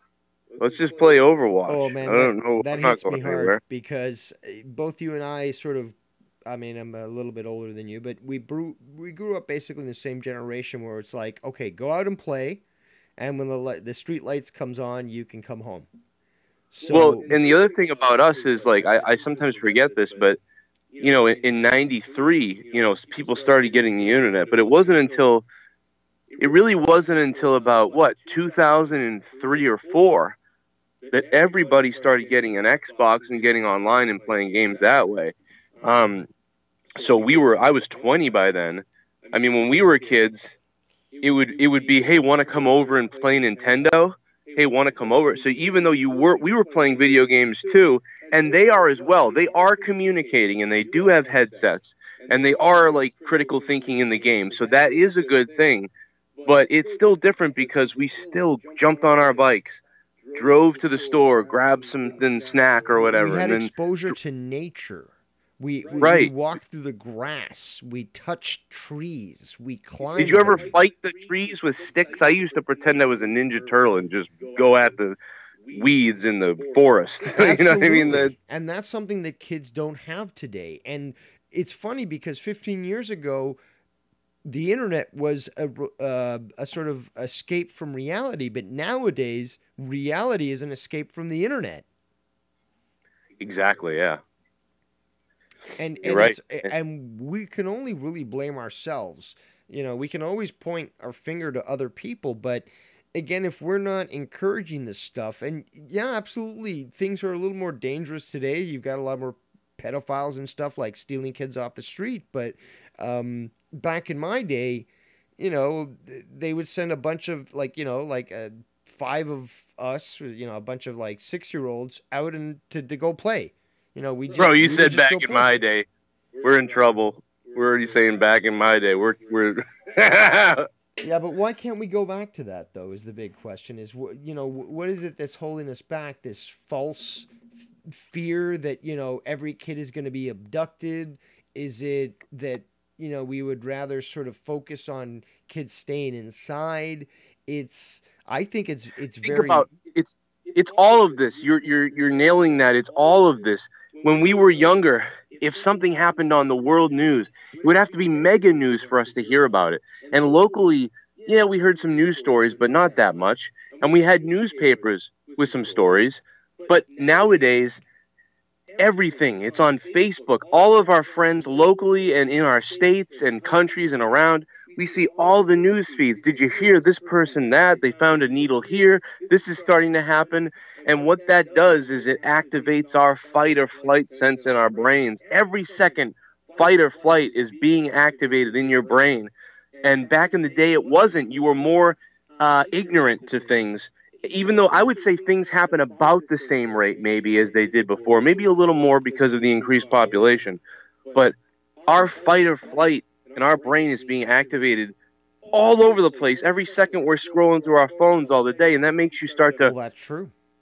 Stay inside. Well, the go in your room. media right now the media has changed entirely. Is it before even I was 6 years old when the Challenger exploded, and they try to not make a big deal about it. Now, I've read stories of kids at the same age during 9/11 who basically experienced the same thing, where teachers started to act funny. You know, they didn't really understand what was going on, but like nobody was, you know, willing to go into it and stuff, and school got dismissed early. So I think it's somewhat similar in that sense, where we've gotten to the point where people are too cowardly to sort of speak the truth even to kids, but they're, you know, they're willing to use these headlines to create interest in certain stories. So like the Momo thing that's recently going on, for example, you know, it's been proven a hoax. Only one kid has really died, but because of the pressure that's being put on social media and stuff, and all these kids that are being affected by it, that are, their parents are giving them tablets and stuff to read these headlines, they're the ones who are also believing it and becoming part of this whole hoax and such. Right, they're instilling a little bit of paranoia and things. I mean, when I was a kid, I'm trying to remember like hysterias or like trends that were like being gossiped around by kids, and one of the only ones I can remember is, I strongly remember 1991 or 1990. You know, the kids on the playground or something like that, where people talking about Michael Jackson and Pee Wee Herman. I mean, we were probably 6 or 7-year-olds, and one of the bigger things we had talked about that was like maybe national news that all the kids were chatting about was how Pee Wee Herman took his clothes off in a movie theater or something. And so like I knew about that. I was like 7, or I think I might have been 7, and all the kids were talking about, oh, you know, Pee Wee Herman like took his clothes off in a theater. Like we didn't really know he jerked off. We just knew that he was being weird in a theater. And also we heard about Michael Jackson like trying to hook up with kids. So like that, it's weird that that was something that you make was a great point, is that the difference between those days where we would think, okay, well, I didn't really know the details, but I know that, okay, he took his clothes off in the theater or whatnot, you know, like you knew something happened, compared to today, right, where the kids are inundated with every single fact. You're absolutely well, they would right. know. There's a total difference there. You would go home and look it up. You'd go home on your tablet and you'd say, what, Pee Wee Herman took his clothes off? And you'd look it up. And then you'd read masturbate, like, and what the hell does that mean? And then his penis, and then porno, and you'd be like, oh, wow, what the hell? And, like, all of a sudden, this whole thing would be opened up with questions, like, wait, there's a movie theater where, like, people get naked on the screen, and then this guy why was this guy rubbing his penis in the theater? Like, what the hell? You know, you would get so much more information. But at the same time, you know, Dave, when I was 7, we snuck into my buddy's dad's bedroom and we'd pull out magazines under his bed and sit there looking at them. So I mean, I don't know. Well, I think we've all done that, at least. But you know, but even when you're that young, you don't even, you know, it's nothing like sexual. You're kind of just looking at it like, whoa, like this is weird. Anyway, put him back. Like that's bizarre. You know, like, yeah, you don't really, you kind of don't care. I mean, at 7 or 6, you know, I remember thinking just like, oh, this is weird. Like, let's go back to playing Narc on Nintendo. You know, like, I mean, but yeah, you really triggered some good points in my head when you were talking about that opening up, like, and things like this, you know, at least is like radio. And if you're sitting there listening, you know, your mind may get open. Like, I wasn't thinking anything about this. I was thinking about, I got McDonald's and I just filled my car, put gas, and my kids, and I'm cleaning up. And you trigger that in my head that, wow, there's so many reasons. And it's not paranoia. It's not a conspiracy theory. It's none of that. It's just fact. It comes down to the math. You know, if you're out there, and it comes down to the math. Parents spend less time with kids because they have to work more than ever. So parents work more than ever. Parents have more entertainment than ever because they play video games now, because we grew up on video games, so now we play video games. So it all equals less time with your kids, and your kids are more distracted by things now. And by the way, you know, we're all people that supported this stuff. Hell yeah, bring out the new video game, bring out the bigger, faster phones and the TVs. We all wanted it too. I wanted these things, but you can't escape the facts of how we're changing. And this is definitely, absolutely going to affect mental health going forward even more because, yes, if you can keep someone locked in their room for the rest of their life, maybe, and they can play video games, that's fine. But what happens is the alternate effects that go on when someone's so detached from reality and their own self-reflection and social interactions and being told no or losing some of that control when they go out into the real world, they become so much more unstable and mentally unstable and mentally unready and prepared that way more rogue events are going to happen going forward because they're way more controllable too, as far as via computer or government. Unfortunately, but that is exactly where we're heading right now, and that's what I'm hoping to counteract with this channel is to start speaking certain truths that might be hard for certain people to swallow, but they are the truths nonetheless. And like I said at the beginning, is that the only reason that evil will triumph is good men do nothing, and I refuse to stand by without at least trying to do my bit.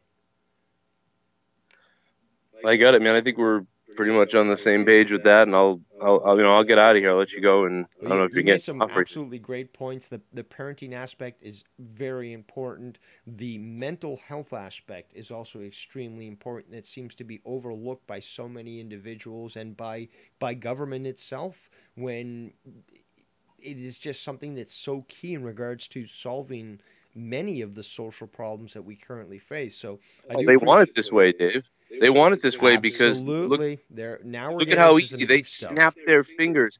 Momo could be a damn test for all we know. You know, oh look at they all jumped. This is easy. That's you're now going into things that I really like because there is an aspect of a psyop there. Mm-hmm. It might be. Seriously, it might be. You wonder what's going on right now that we're missing out bread and on because of. circuses is basically keep the people fed, keep the people entertained with things like Jerry Springer or some YouTube channel like the Young Turks, the Young Turds, and you'll have people basically controlled. And this is something that Augustus Caesar said back in the day, but basically, as long as you have those two things, food and circuses, and today we have something like EBT, you keep the people fed, even if they are on the government dole. You keep them entertained with World Star, with UFC, with NFL, with whatever, and you can keep them distracted from how they're basically robbing you blind. Well, think about this too. Back in the day, years and years ago in the 1900s and so on until the 50s, maybe, we were all listening to radio and newspaper. So if they wanted to try to do something to kind of gather the masses, it's very easy. Just play it on the radio and put it in the newspaper. I heard it on the radio and I saw it in the newspaper, and people kind of start to all have the one way of thinking, and they can control you that way. Then when TV was released, it was similar. We put it on the TV. You're going to believe it. You're going to watch it.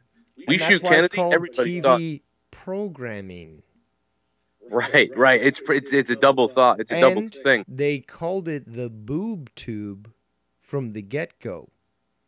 And I remember actually as a child where I was advised by my family, "Oh, you're staring at the TV with your mouth open." And I thought to myself, "Really? I am?" But you start to realize that TV is a very useful programming tool when it comes to convincing people to think a certain way. But think about this, Dave, in the 2000s, we started to kind of break away, and it became way harder to get everybody together. Yep. For the government, I'm saying, because this one's watching this thing, this one's on the internet there, this one's ripping the music, this one listens to radio still, this one watches internet radio, this one watches cable only, this one reads the newspaper still, this one it was way harder to get a hold of everyone, to coordinate things. And ever since social media has launched, they have finally gotten their grip back, because now if they don't like you, let's use Alex Jones as an example. They tell you what to think about him on the TV, and they tell you he's banned on YouTube and Twitter and Facebook, and it shows you that we rely now on those sites all 100%, and they're all coordinated and they're all together. They finally have us back again, and they have us back even more engaged than ever before, because now we're not just sitting there looking at the TV. Now we're walking around with them in our pocket. And this is the most control ever. And there was about, I want to say, 10 to 13 years where they didn't have that control anymore, because we were all over the place with our entertainment and things. Now they've got you.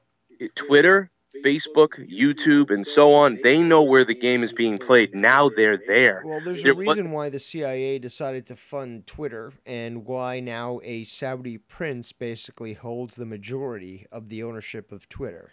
I mean, it becomes very clear that these sorts of social media tools are actually utilized to work against you. Right. And you know what? I'll get out of here now, Dave. But good, man. We even did better than Final Frontier, I think. Well, I definitely appreciate your call. You had some absolutely great points, and I think they really stood out in this discussion here. And as always, I'm more than willing to take your call. But before you go, why don't you plug Final Frontier News and tell us more where we can find you? Yeah, well, we're going to make it available to everybody on YouTube for free. So we'll be on YouTube in video form, hopefully about weekly. Me and Dave Rose, and maybe a special guest here or there. And the audio version will be up on the Patreon, patreon.com/Joe Cronin Show. And Final Frontier News will be put up on youtube.com/Corrupted Podcast YouTube channel with me and Dave. And man, I look forward to. I'm glad you're doing stuff again, because I enjoy listening. And you know, I heard Lucky earlier. I'll be listening to his thing too before I do my show on Thursday, so I get something to listen to. And I love when someone gives me more content to listen to, because that has been one of the best things about this internet age, is that we have we had what we had in radio years ago, but we have it now. It's usually free thought, but as long as luckily we're not big enough to be censored yet. So that's our lucky. But the great thing is that we are at a point right now where we can connect with each other, where we can join of like minds, and to share this information. We don't have to agree about everything, but having you, for example, on this show to share your insights and stuff, again, just helps solidify that message that we only seek truth, and that is our purpose. So the more individuals that we can get together to discuss these sorts of things, it just definitely helps make the world a better place, in my opinion. Yeah, man, I agree. Thanks, Dave. Well, I'll thanks talk for to you calling soon. in. Goodbye, everybody. Thank you. All right, that was Joe Cronin of the Joe Cronin Show. You can find him on YouTube, Joe Cronin Show, as well as on Patreon, Joe Cronin Show. And I do a show with him as well called Final Frontier News. Now, we've had a few people here who have indicated they wish to call in, so right now I'm going to call one of those individuals.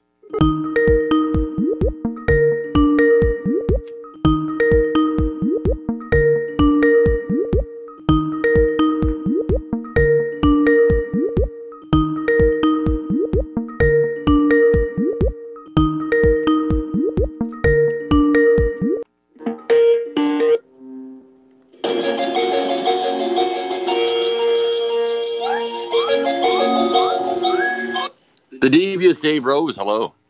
Good evening, caller. Why don't you let us know who you are?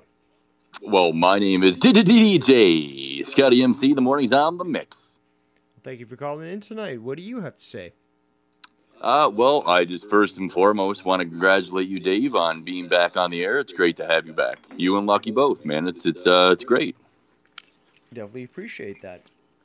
Yeah, not a problem at all, sir. You know, I wanted to touch on the mental health aspects that you and the last caller were discussing. Please do. Yeah, so I find that in this YouTube world, you know, there's a lot of mentally challenged demographic out there. Honestly, there is.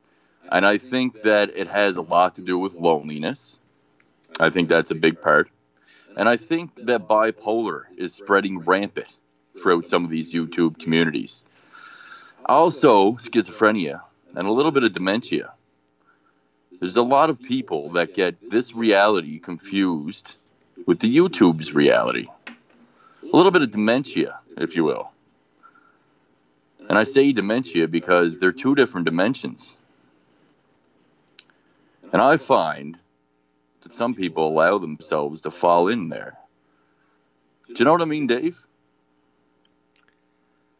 I might, but I'd like you to clarify a little more if you wouldn't mind. Well, you know, I'm just glad that the last caller has admitted that you guys did better tonight than on Final Frontier. Okay, well, that's not really the discussion. No, that was a little bit off the beaten path there. My apologies. This is the Darkroom, correct? This is. Okay, well, the dark where web, the man. unknown becomes known, where the hidden becomes reality. Where the elves unveil their faces. So do you believe that gray aliens, maybe they do look like some demonic elf under that robotic skin? Well, we're definitely taking a hard right into parts unknown, but I'm not afraid of that at all because that's what it's all about here. And in regards to your question, the gray aliens seem to be multiple in the sense that there seems to be several different types, and some of them have been channeled, like Aleister Crowley's wife, and been sketched and do fit that gray look. Now, in regards to being elves, that is an interesting proposition because, as we well know, those that have undertaken DMT or ayahuasca have also reported seeing short elves. And potentially, the grays may fit that definition, although I sort of disagree with that in that sense, because I would say that the grays are organic portal androids that exist in this plane of existence, while the elves that you are referring to are interdimensional beings that are visible once a human body can attain a certain vibration, usually utilizing psychotropics like DMT or ayahuasca, but not necessarily always requiring it. What do you think about that? Yeah, well, it's like Alex Jones. He can acquire that state without taking DMT. Now, your body naturally produces DMT. We all know that. But to actually take a higher dose of it, I guess, as a drug, if you will, like you said, ayahuasca, which is very similar.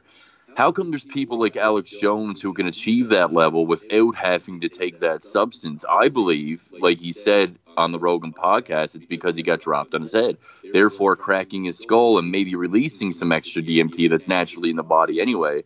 And that allowed him the ability to speak the way he does, why he can rant the way he does, why he's entertaining. Now, I can't necessarily speak to the hit to the head as to why that is, but it has been proven that those with a stronger faith in a higher power do have a better ability to connect to this sort of consciousness.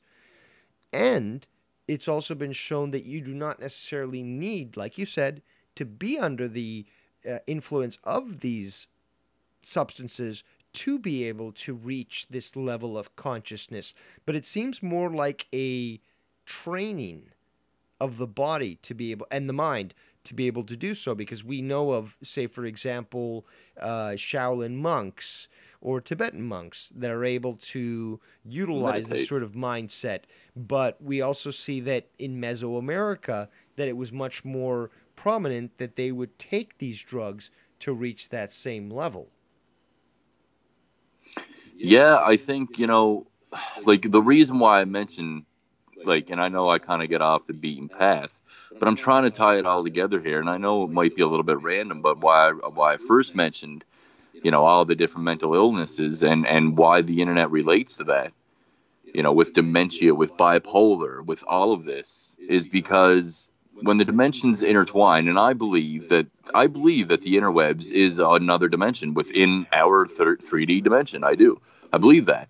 And I believe that that is why people fall ill to the internet. If they spend too much time, like if they spend their whole life like working on YouTube and that's their main job, like mental illness will find a way into your brain, altering the reality that you live in, this dimension in real life, your interactions with other human beings and whatnot, and it will affect you deeply because you'll get caught inside of another dimension, you see. What Lucky had also spoken about earlier was manifestation of reality. Right. And if we are to consider the internet and social media, that with enough influence, with enough subconscious mindset, it could be created into its own reality. So what you're saying is not necessarily untrue, because of the fact that if enough people start to believe that that is their reality, it becomes it. Yeah, well, I mean, I can relate with that. I think I'm a prime example of that. I've shown my abilities that I can manifest a full day here on YouTube. I think I've proven that, to be honest. So I dabble into that myself. So it's fun to kind of work your way around these different dimensions. And like you say, to manifest them. It's kind of like a game. And I have fun with that.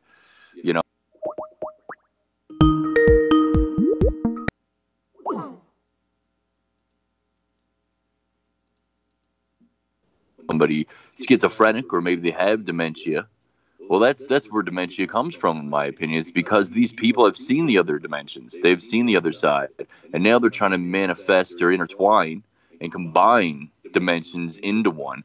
It's kind of like the government, the shadow government, utilizing things like, CERN and whatnot to rip a portal into that other dimension unnaturally, to combine two. When I think that we all have the natural ability to do it ourselves, as much just like telepathy. We can also telepathically communicate. I believe that's part of our natural evolution. And, traveling in between the dimensions is another thing that I believe that some Homo sapiens sapiens, the spirit, has the ability to do that. So to call somebody else mentally ill might not necessarily be true. It's only a definition that we give to it, just like other words that we give power to. You know what I mean? We do give words power that they shouldn't have sometimes. Where I think we're more of a spiritual being that have other abilities. Maybe like I'm saying, telepathy and traveling in the other dimensions. So what's to say what is real mental illness? That's a good point. Is because just because somebody might claim that they can see certain things that others can't, doesn't necessarily mean that they're crazy. And there's been Exactly. many times where in history, certain individuals have been claimed to be crazy, to be witches or whatever, and yet they are essentially correct. Is there an issue going on here? Because I'm gonna disconnect you if that's gonna continue. What? No, it's just my Skype was open on my computers. Well, like I'm talking to you on my phone, but my Skype is open on my computer right in front of me. So it rang, but I hung up. I quit the Skype on the computer. I appreciate that.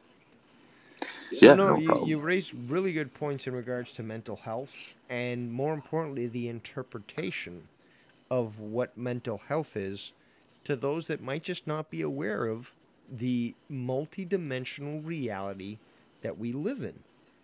So, like I said before, just because you might think that somebody is crazy doesn't necessarily mean that they are. Perhaps they're more aware of certain things than you are because they are able to interpret certain aspects of reality that you are incapable of doing so. Now, is that an insult? No. But we have to accept the fact that we literally only utilize 10% of our brains. And if we're ever able to go beyond that, we're going to start to do things and see things that most people will label as crazy because they cannot interpret what you are able to do so. Now, that's not illogic. That's not an insult. That's reality. And that's the purpose of the Darkroom, is we are speaking reality, we are confronting reality, and we are pushing it into the faces of those that might refuse to acknowledge it. But it is there, it is our ally, and we always win if we fall back on the truth. What do you think about that? Well, if we keep discussing this much truth, the globalists might call this darkroom dark web and push you into the dark web, Dave. The shadow government will be all over this if these truths continue to be discussed. That's the risk that you do take in this globalist YouTube world. You know that. With foul play, Lucky Low, you know what happened there. They came after him. They come after Alex Jones. They come after anybody that speaks the truth. But we'll never stop. That's the point. Every time that they try to take down one thing, another thing will spring up in its place. And that's right. There's nothing more immutable than the spirit of humanity. And those of us that actually seek the truth will never be stopped, because if you strike one of us down, 5 more will pop up. And the more that you try to stop the truth, the more that it will spread. Exactly. It's like cutting off the 3-headed serpent, and the other serpent's head grows in its place every time that you cut one off. It's an infinite loop. I hate that noise. That's perfectly fine. Now, it looks like somebody's trying to call in Joe Blonin, but I don't seem to well, I'm having issues to add him to the call just for... Okay, now that's getting a little annoying.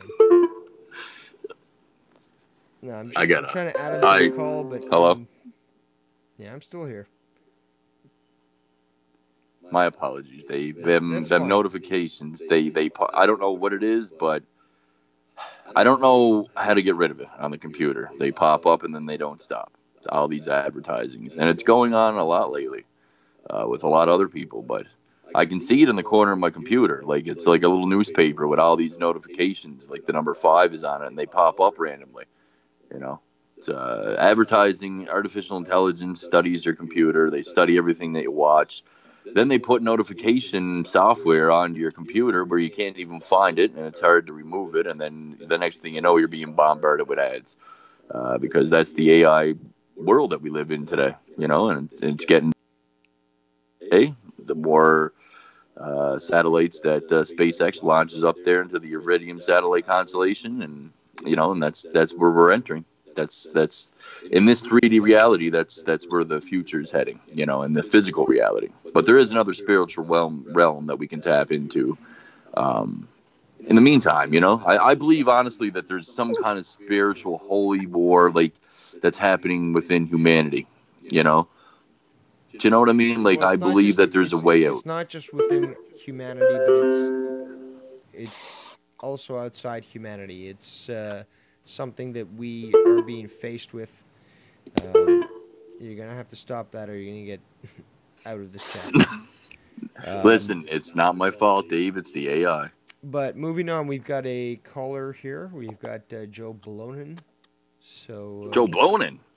Oh yeah, awesome show! Wow, I was just talking about all this stuff about the Greys, the aliens, and stuff that's actually what people should be talking about, because I think people on this planet, we're weak. We don't want to open up to ideas or actual like we're floating in this universe. That's what we're doing. We're a rock, or so they say we're a rock. I don't think there's ever been a real picture of planet Earth.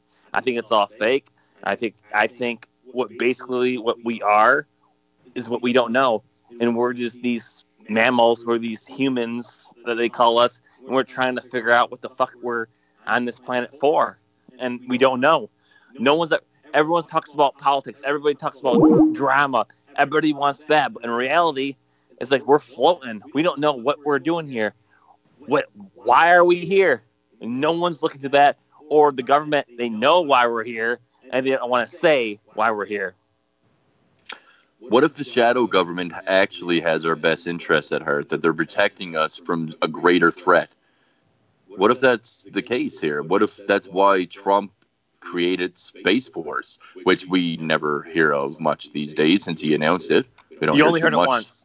You only heard it once. What if the shadow government really does have our best interests at heart and we misinterpreted it all these years? What if they are our protectors? I would have to disagree with you. Why so? Well, because the truth is like a lion. You don't have to defend it. You just let it loose and it will defend itself.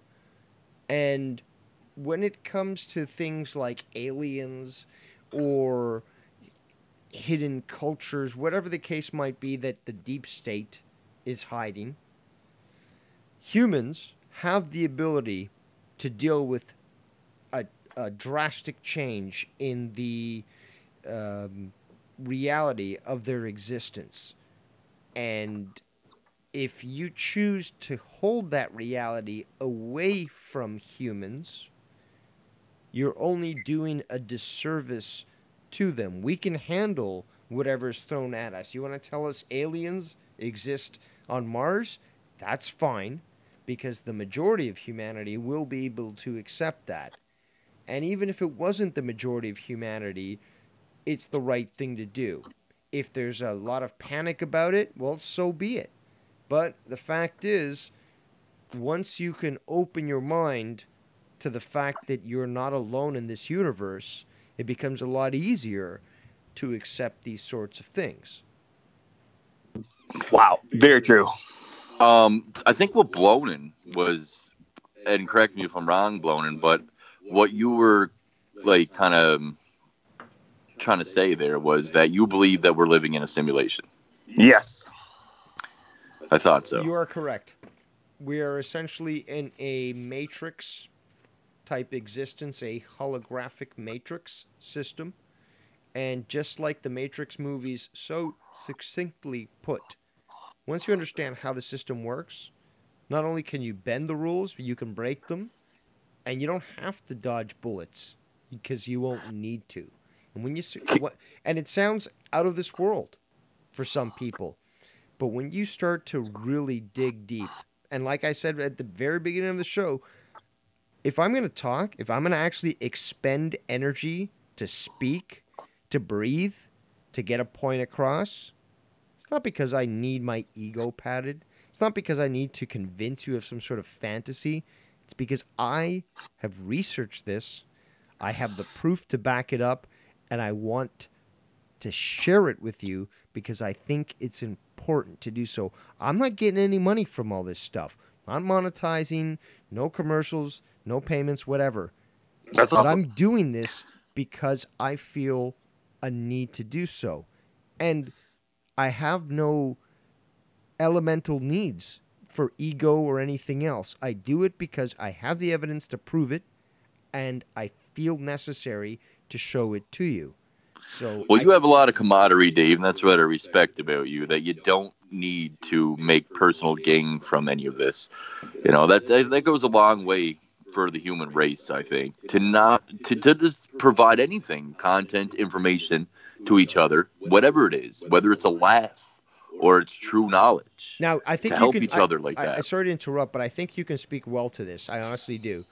But what you're referring to is service to others versus service to self. Right. But what? Okay. Yeah. Well, service to self can apply to service to others as well. If you look at it that way, if you consider yourself like everybody else, if you do believe in oneness, in a regard of that we are all made up of light. So service to self and loving yourself, which is key, which is number one. Okay, in this maybe universe. I should clarify. Okay, the Greys, for example, are service to other. Service to self. They want to see themselves benefit over everyone else, but service to others is the view that you benefit by helping other people. So I should have been a little like obviously when you love yourself, like you said, you create the world to be a better place. Absolutely. I totally agree with you there. But what I'm referring to with these two sorts of statements, service to self, service to others, is just the general mindset of individuals that conduct themselves in reality. Some people Right. would just say, oh, there's an old lady who is having difficulty crossing the street. I might be going this way, but I'm going to stop my car. I'm going to help her across the street. I don't give a fuck who honks at me. I'm going to help her out because it's just the right thing to do, not because I'm going to benefit from it. Or there's the person who says, oh, that person dropped their wallet. I'm going to, pick it up. I'm going to take a few bucks out of it and I'll give it back to them, make myself look great. But, I got paid for it. That's what I'm referring to. Like there's people out there that are spiritual, and then they'll try to help people, maybe spiritual healing, and then they'll charge them for that help. Now, I don't agree with that, because if these people are spiritual and they are, going into ascending to the higher dimensions, if you will, as light workers, if you will, and they are helping people, they should be doing it for free, because if they are ascended into the next dimension and they are here physically on this plane and they're helping people, to take something physical and so fake, such as the monetary system that creates paper money, to take any kind of currency just so that your 3D version of yourself, this physical self, can get gain from that spiritual help to somebody, to try to help somebody ascend, I believe that that's pure evil. I have a question too to you, Davey, and to you, Scott. If maybe one you can enlighten the answer of my question, it would be greatly appreciated. Go ahead. Want to hear the question? Yeah. All right. In this world that we live in, where I think I'm not the higher being. I think I'm a nothing. I think I'm a peasant. I think I was put on this place. But why do I care so much about my children? Why do I care so much about? Why do I feel so strong about a 4-year-old, 8-month-year-old, something that I brought here? But then keep in mind, I'm thinking that everything in this world is crazy. I think people are watching us. I think we're the biggest joke. I think planet Earth is the biggest joke of a planet. I think the people who are watching above us are like, wow, these guys are just idiots. They just do all this shit and stuff like that. But why do I feel emotional? Why do I cry? If my mom dies, I cry. We feel But affected. you do love your kids, is what you're saying, and that's a good thing. I love my kids. I love my parents. But we feel this. What's this feeling then? If we're all just made to watch for entertainment, if we're for entertainment purposes only, and then someone else is just planted us here, You make a good why point. do I get strong feelings? I know what you're saying. Now, I have always thought, not always, but I've thought for a long time that the Earth is what's referred to as a prison planet. It's funny because a lot of other people, even with different views than me, have done the same thing and has said the same thing, is that this world is sort of like a safari. It's like an experiment. It's a laboratory. And what's on the Earth, the inhabitants, all the different races, and we're not all one race. There's actually different races. These things have been set up in a way to either fulfill a script or to provide entertainment to those that are outside this prison planet. But there is definitely something to what you're saying that has absolute validity, is that we are in a position where we are surrounded by constant suffering, and yet at the same time we're also surrounded by absolute beauty. Like, again, okay, the negativity in your life, Joe, and yet you have the miracle of having children. Mm-hmm. Okay, you have this. It's a dichotomy that is basically slapping you in the face. A total, difference. It's like, well, is the world good and pure like I see with my children, or is it evil from all this stuff that I've experienced in my life? And that is the question about this reality that we live in, because you were saying about this simulated reality. Now, here's what I believe. Yes. This reality was created by ourselves. Okay, now we're gonna have to go real deep. Okay, Yeah. we're basic. How is it created by ourselves? Okay, Though? okay. Because We're let's gonna have to go backtrack real a deep little then. bit, because taking this Earth that we are a reality. Like, what if we just Earth is a reality and we're entertainment? That would explain the dinosaurs. Okay. That means these higher beings are just watching the No, dinosaurs. They're laughing their asses off. Like, Okay. let's nuke them now and I've let's never bring s- some other people. Okay, well, I've never said this publicly, but I mean, we're already here, so I might as well do it. But here's my understanding from everything that I researched. Now, like I said before, and I really don't like to say this about, like I said this before, blah, blah, blah, is that I'm not going to waste my breath unless I truly believe it and I have information that could back it up. Okay? We're the entertainment planet. Back it up. Existence, reality, God, one being, infinity, gives itself Source. the opportunity to experience. It creates, it Free will. shatters, it becomes a infinity of consciousness. Now, this consciousness now starts to form reality. This is where the Big Bang comes in. Okay? So this reality now starts to form under certain rules. This is the matrix now. The Big Bang created a holographic reality. So now these rules start to come into play. So now we've got humans that have the ability to see past that matrix, and some people call it the Christ consciousness. Some people Right. call it Buddha. But basically, it is the ability to see beyond the veil, and more importantly, just like Neo, you want to, and you feel the need to inform others around you about it. Not because you need to, not because you're going to benefit from it, because it's the right thing to do. And you see the same thing with Krishna, with Mithras, all these different basic sort of archetypes that have existed throughout time. So we're basically in an existence right now that we created on our own. We are God. We are infinite. We are stardust. We are infinity. But what we did is we shattered from and separated ourselves from the source. Yep.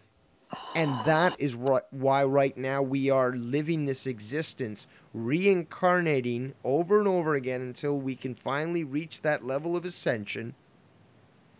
And because of that, we get distracted with the negativity, the archons, the rulers of this world, Lucifer, whatever you want to call it.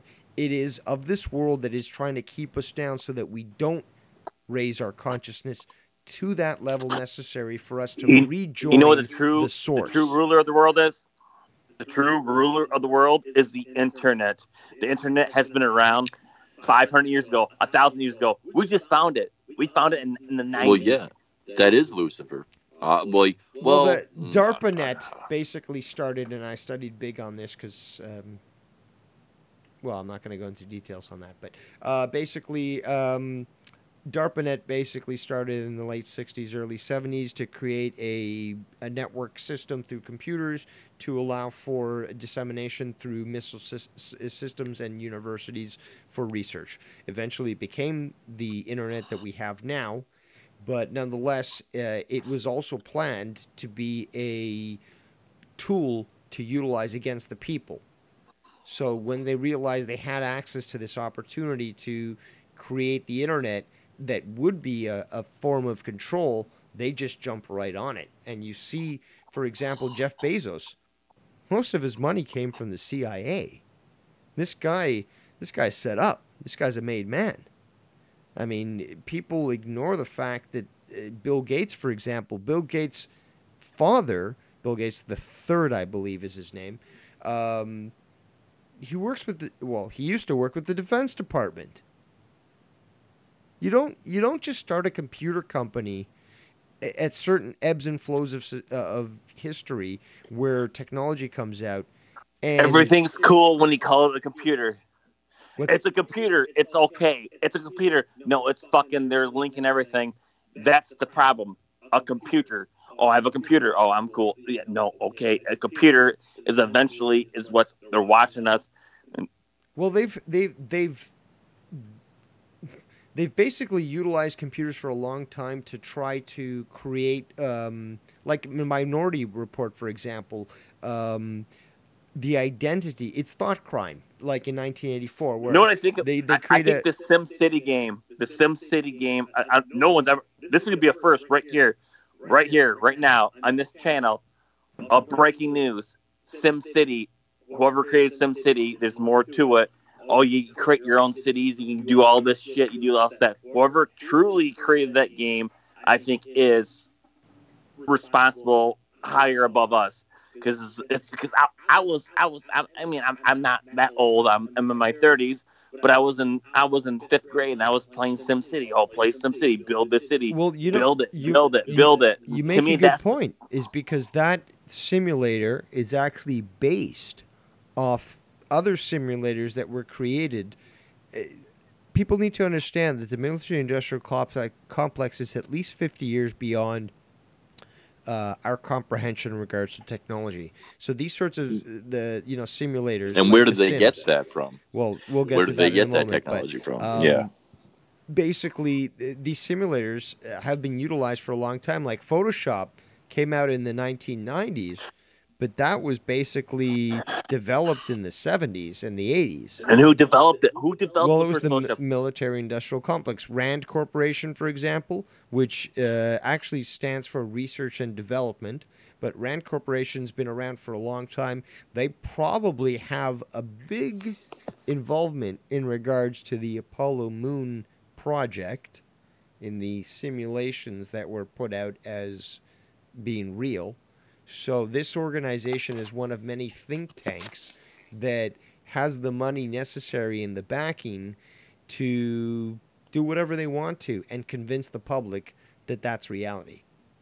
These are the magicians. Do you remember Richard Nixon when he actually? I was like, all right, they're going to the moon right now, but then he took a phone call and it was on a landline. How the fuck do you go on a landline and with the technology we have today? And back then, 40 years ago, you didn't have that Well, technology. the So if you're on a landline was fucking landline, how the fuck are you talking to these people The in landline space? was connected to a transmitter. It had to go through multiple transmission sites to eventually get to the point where it could be transmitted to the moon. But there are facts that we can't ignore. In the conversation, the What do you change think in they've seen on the time. moon? What do you think they've seen on the moon? Hold on. I want to watch that. We got to go through what you're saying. In the conversation on the phone, there was a difference of like maybe a second or two in the conversation. And in reality, with the technology that existed at that point, it probably would have been 6 seconds or more. So there's a lot of discrepancies in just the evidence alone that's been presented to us as, oh, this is the fact that we went to the moon, Apollo Moon We project. never went to the moon. We never went to the No, but moon. see, the thing is, I would say that, yes, we have been to the moon. Or we but- have, and we've but seen what was actually I- on the moon. But I and they're talked about this the other day on on Final Frontier News. Is the question that we should be asking is not, is the moon landing fake? Because that statement is what they want, what they, Eclipse, want for us to say. I don't know, man. I don't know. No, I don't please. think we ever seen. I don't think we ever seen a visual picture of Earth. Go sees go the with circle. me here. Everything's circles. Everything's circles. Joe. Oh yeah, everything's a circle. Because as a baby, they give you a ball. They give you a ball as you're a baby, and you play with that ball. So every planet is a fucking ball. But Joe, follow with me on this travel here. Is that Yeah, but the you're moon- into something I'm okay, very no, but interested here's- into, so I'm big alert. Okay, look, 1948, we've got Project Horizon that the Air Force wants to do. landing a base on the moon and setting up a military contingent there. We've got Project Lunex. We've got Project Horizon. We've got all these things that basically say the moon is where we want to go. Okay, and with that Because technology, it's a planet. It's not a moon. It's a fucking planet. There's people living on that place, and then we went there once, and they said, "Oh, get the fuck out of here." The question isn't whether or not the moon landing was hoax. It's a hoax. No. The question is, it's a hoax. Was the Apollo moon 11. project 11. Apollo lied 11. about? Okay, and we know that the pictures that we got with the Apollo project, with all the technology that we know about, all these different factors, that what they're telling us with the Apollo moon project is false. There's problems there. Now, we got to consider this. A lot of inside information says that we got to the moon basically 1965. Okay? Now, we got to remember that the Americans already had access to German tech. 1965, say it one more time. 1965. Now, that's you when we went to the moon, right? All right. But that's the thing, though. People think, well, 1965, that's 4 years before we officially went on the moon. Now, we consider that the Americans had access to German anti-gravitic technology, flying saucers. We're the biggest joke. We're the biggest joke ever. They're laughing our ass right now. They're probably listening to this channel right now like, oh, they're the biggest people. They don't understand. I've got the patents. I've got the patents. They're the biggest people they wouldn't understand. Is that what? I've got the patents. We're the biggest. No, we're the biggest jokes. No, and they're laughing at us right now. We're on their channel right now. They're laughing. They're hearing what they're saying. Oh my god. Benny Stanchek in the chat said. They can talk on phones now. They can do that. They can cause drama, and that's about it. That's what they can do. Benny Stanchek in the chat said, "Is he the only one that's not paranoid? He feels like he's the only one that's not paranoid. That nobody is watching us at all. You know, that there's nobody out there. So there's people out there that still think this way. That nobody's watching us. There is no higher power. Like, you know, and I can't really sit here and say that they're incorrect. I know what I know, but that person might just feel that way in their ideology. Who's to say it's wrong? Like, all this information that we have obtained, all of us, everything that we've learned somewhere from something.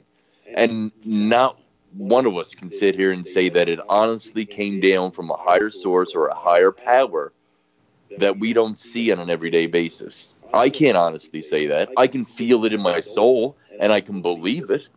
I can believe in that power, and I can feel that power, but none of that power actually came down and told me these things, you know, on a spiritual level. Nothing will ever will, though. I'm sorry, but maybe on a spiritual level, but I've heard these the way we talk. Sorry, I'm gonna have to interrupt here, and not just because it's my show, but what a great show, though.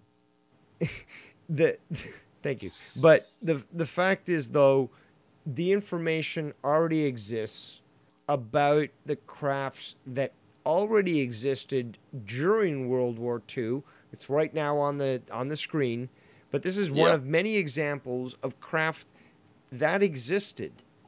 And if we consider the fact that this information was basically transferred to the United States under Project Overcast and Project Paperclip, and the Russians got a lot of that as well, we know and we can correlate how certain UFO viewings and encounters were actually just German craft that were being transferred to the United States. So this same technology that has anti-gravitic capabilities has the ability to go to the moon, basically, you know, within half an hour. No. Has the ability to generate a shielding ability to avoid the radiation that would have cooked the Apollo pilots alive. And with the technology that they said in the 50s they needed for the moon about creating a electrogravitic shield so that people wouldn't be fried by radiation, it goes to show that there is something to the secret space program, and that there's definitely a possibility that we already have been to the moon. Yeah, I mean, Apollo 11, though. I mean, this is the one that's highly debated with Neil Armstrong, Buzz Aldrin, that crew. And it's highly debated because, well, we all know, okay, there's No one pictures can. out there. No, you can't highly Hold debate on. it though. No, hold on, I Blown. will. Have I another. will. Hold on, Blown. Have another hit of that bomb. Just calm down a minute. I can hear you hitting that bomb. You just hit that some more. There you go. Now, Apollo 11. We all debate this because of the fact that the flag is blowing in the wind and there's no wind on the moon. There has been pictures of the astronauts' visors, reflecting cameras, and also the reaction of Neil Armstrong when he came home and was interviewed by all those people. And you could see it on his face that, what the fuck? I can't believe we just lied about this, because the race to space was on, the race to the moon, amongst all the countries in the world. Those are good points. The space race. The thing is, though, that you can. The problem is that shills are always looking to try to attack the weakest link in an argument. So you don't even need to go to those arguments to basically disprove what the whole Apollo moon landing hoax was about. So but see, that wasn't the only one. It's just the highest documented one. No, well, that's the thing. There's so much documented, though, that you could literally go on a 3-hour tirade and not even touch the surface. But the best way to hit them up is, for example, to discuss radiation. Radiation is obviously scientifically proven, specifically also because they adhere to the cult of science. So, okay, let's talk about radiation. Let's talk about how you've got to go through a fucking huge belt of radiation just to get to the moon. Once you've gone past that... Well, all the radiation is in our cell phones. There you go. 6G, Are you talking about the Van 7G, 8G, 9G. Everybody, I can connect to a YouTube channel fast. Oh, that's awesome. Oh, shit, it's giving me brain cancer. It's fucking me up. Lucky Low would slap all you that right G now. shit, man. All that right, G so, shit. Referring to what Scott was right talking about, yes, you first have to go through the Van Allen radiation belt. Then, once you've passed if you sleep with a phone on your head, it's gonna fuck you up. Yes, that's true too. Now, once you've passed the Van Allen radiation belt, you're now in cosmic space. Okay? But there is no radiation belt. That's a fake lie. No, there is. So they're doing it just to make us like, all right, somewhat. Once you've gone through that into galactic space, you're going to start to get galactic radiation from the galaxy itself, specifically the core, which is referred to as a massive black hole, although that's questionable. And there's just radiation from the sun. So you've got 3 types of radiation you're dealing with. And once you land on the moon, the surface itself is highly radioactive. It's basically out there without a electromagnetic field like the Earth. Nothing's radioactive. And basically, there's nothing to stop from the radiation from being absorbed from the soil. So if you were standing on the surface of the moon, the radiation would probably reach up to your knees. So, I'm not going to go into the only details. Surface I'm standing on is the surface of your podcast, and goddamn, you hit a home run in your first think show. About this: you're standing on the surface of a planet. You're being bombarded by a sun that is just flooding you with radiation. The sun is negative. No magnetic sphere around you, and the surface that you're standing on is so radioactive that it goes up to your knees. And you're wearing a suit that isn't protected towards that sort of radiation. So when people question the Apollo moon landing, they're rightfully able to do so because there's too much information when it comes to the science that they present that disproves what they're trying to state. Now, okay, let's say, for example, the moon had an atmosphere. Okay, weird, yes. But let's just assume that. I think it did. That would differentiate from what they publicly state about the state of the moon, which means we'd have to redefine how we consider they're how laughing. the moon They're works. They're but just using laughing. Their logic, they're already well it doesn't chorused. fit. They're laughing at us. We're a joke. I'm sorry, we're a joke. I think you're a joke, Blown. No, but the flat Earth is not not a I don't think you're reality. It's unless a psyop. Scott McKinnon actually believes in this. Do you believe in the picture? Take a picture of the Earth. Do you believe in it, Scott? I'll throw down. I'll throw down. I'll throw down. I'll throw down with you. Do I believe in a picture of the Earth? I'll throw down with you. Wake up. Wake the fuck up. Because I'm about to get fucking real on Dave Rose's channel. So that should wake the fuck you up. There's no need to go that emotional here. We're no. Let's talk. No, I'll talk. No. Blown. I'm gonna say this. What old man Davey said in the chat. You're a CIA shill, here to distract from the truth. When the truth is spread, I like it. But I knew by that crew cut haircut. I knew that you were a CIA shill. I knew it. So I want to ask you, Joe Blown, because I can hear you breathing heavily in the background the whole time. Are you hitting a bong? Are you smoking, or are you? I don't smoke weed. No, I can wake up my wife. Whatever. Are you masturbating? Because I can hear you breathing heavily in this Rather talk about the true. That's exactly what we are, man. Are you getting excited by the truth? No, I'll talk to you about the truth. The truth is that you're getting excited about this shit. That you are losing to all this fucking shit. I think maybe you want what? Maybe did you want only Joe Cronin? Is that what you wanted? What? I don't care. I'm not that guy. What do you mean? What are you talking? What are you talking okay, about? Right let's now? try to keep it on topic here, guys. Yeah, let's go. Yeah. Fuck Blown. Have another drink, Blown. Fucking asshole. I'm not. Exactly. What the heck's going on? Fucking prick. Unbelievable. No, okay, but honestly, man, this. I'll take the heat. Back to what Dave was saying about, anti-gravity technology, okay? When he showed the saucer on the screen, I was thinking about it. Can I call you out? I'll call you out, motherfucker, right now. I'll call you out right now. Do you want it? Do you want it or no? I have no, I don't. Try to make a point here, Joe, because I think you might be going a little too I think he's inebriated. I think he's inebriated, Dave. Scott McKinnon, why do you think you're above Joe Cronin? No, see, that's the thing, though. That's not what we're discussing here tonight. If that's and what you why do you think? Why do you think I'm?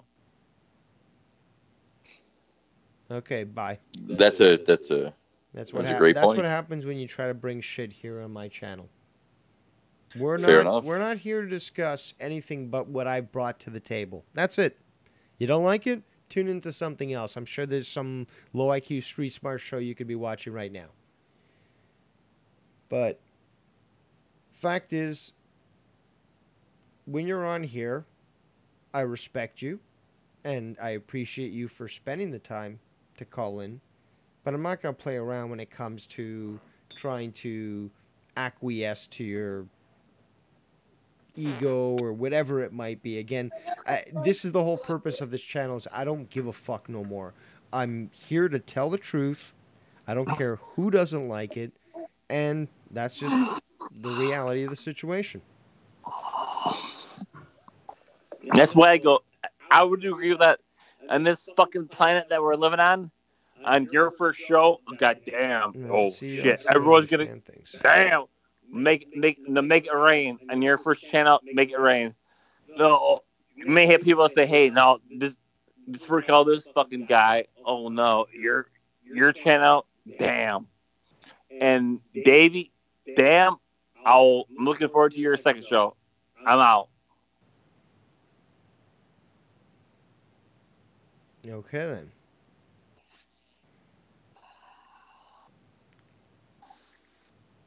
Scott, any words about that? I'll fight you. Bring it up. Come on, man.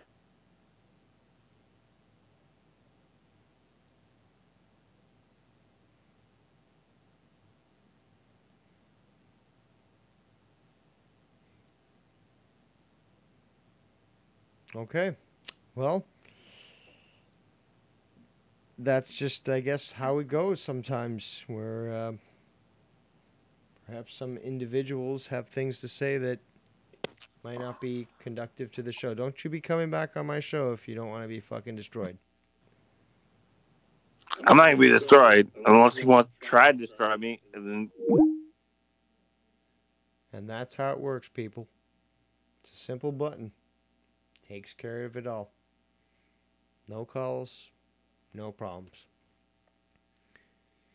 I'm not doing this for myself. I'm not doing this to get some sort of affirmation to say, oh, look at me. Look what I'm doing. Oh, I'm helping others. You know, pat me on the back. I'm so cool. No, that's not how I operate. I'm not anybody's savior. And that, I think, is what people need to get into their minds.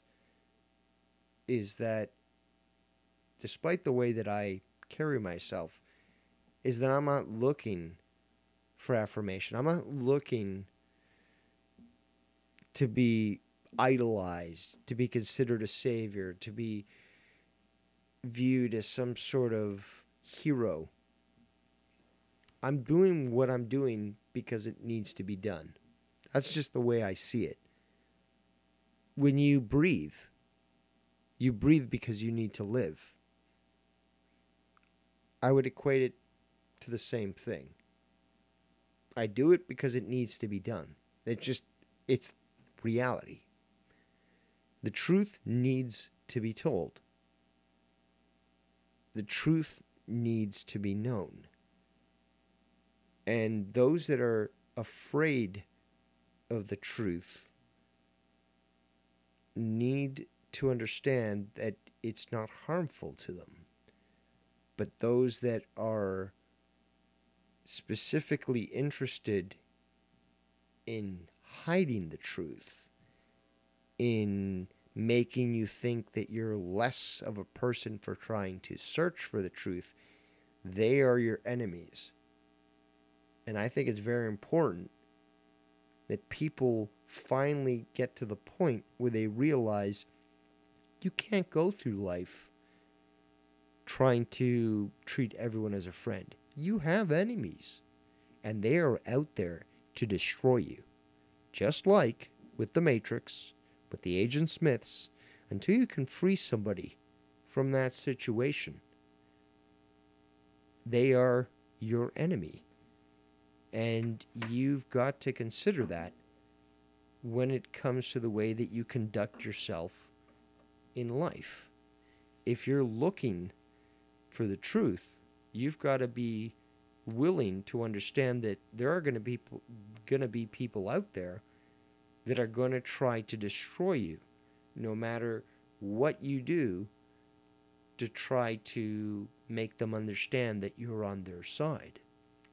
And that's something that we really need to come to grips with, is that no matter what we do, no matter how hard we try, no matter how loud we yell that we want to help others, there are these individuals that are basically part of the Matrix. They are built in to the system to keep you down, to destroy you, to try to keep you from reaching your ideal, your higher self. And what do you do when you reach that higher self?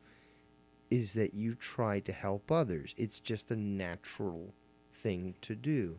And when two people help other people, more know. And it goes on and on and on and on. And then you start to get critical mass. That's when you get the collective subconscious to ascend and to reach a level where it learns and becomes better for it.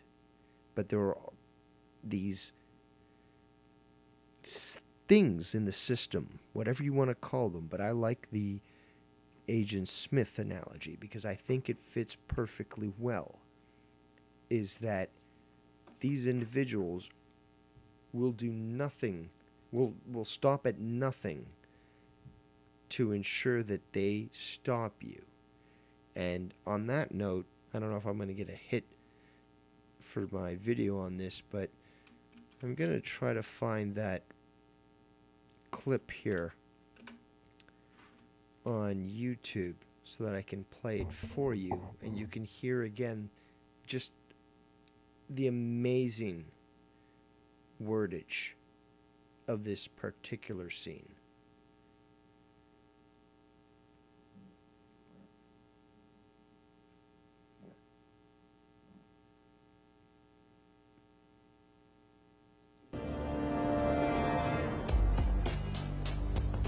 The Matrix is a system, Neo. That system is our enemy. When you're inside, you look around, what do you see? Businessmen, teachers, lawyers, carpenters, the very minds of the people we are trying to save. But until we do, these people are still a part of that system, and that makes them our enemy. You have to understand, most of these people are not ready to be unplugged. And many of them are so inert, so hopelessly dependent on the system, that they will fight to protect it. Were you listening to me, Neo? Or were you looking at the woman in the red dress? I was. Look again. Breathe it. And there we have it. Such a great line from a movie that I think is extremely underrated. And there are those that would think that the second and third movie did not match up to the value of the first, but they are not understanding that this is essentially a esoteric tale.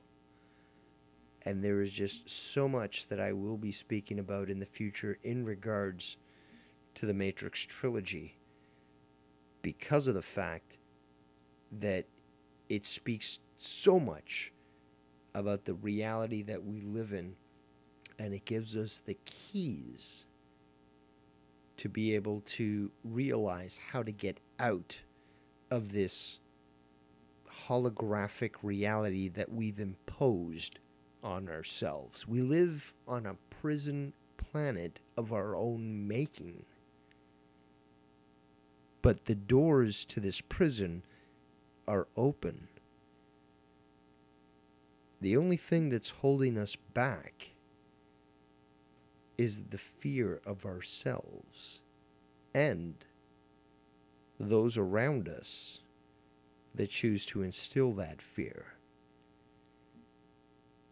Because if we wanted to, we could easily walk out of this reality, become part of the source again, and no longer be held to the limitations of this pitiful three-dimensional existence. But because of fear, because of shame, we fall back. We choose to not become our true selves, to live up to our ideals, to truly embody good. And once we realize that those limitations are non-existent, we realize the truth. I am me. I am free. Now, on that note, I want to thank everyone who's joined us here tonight. Thanks for all the callers. Thanks for those in the chat. It's been a lot of fun. I plan to do a lot more of these videos, because here on the Darkroom, it is where the hidden becomes known. You have yourselves a great night, and you be you.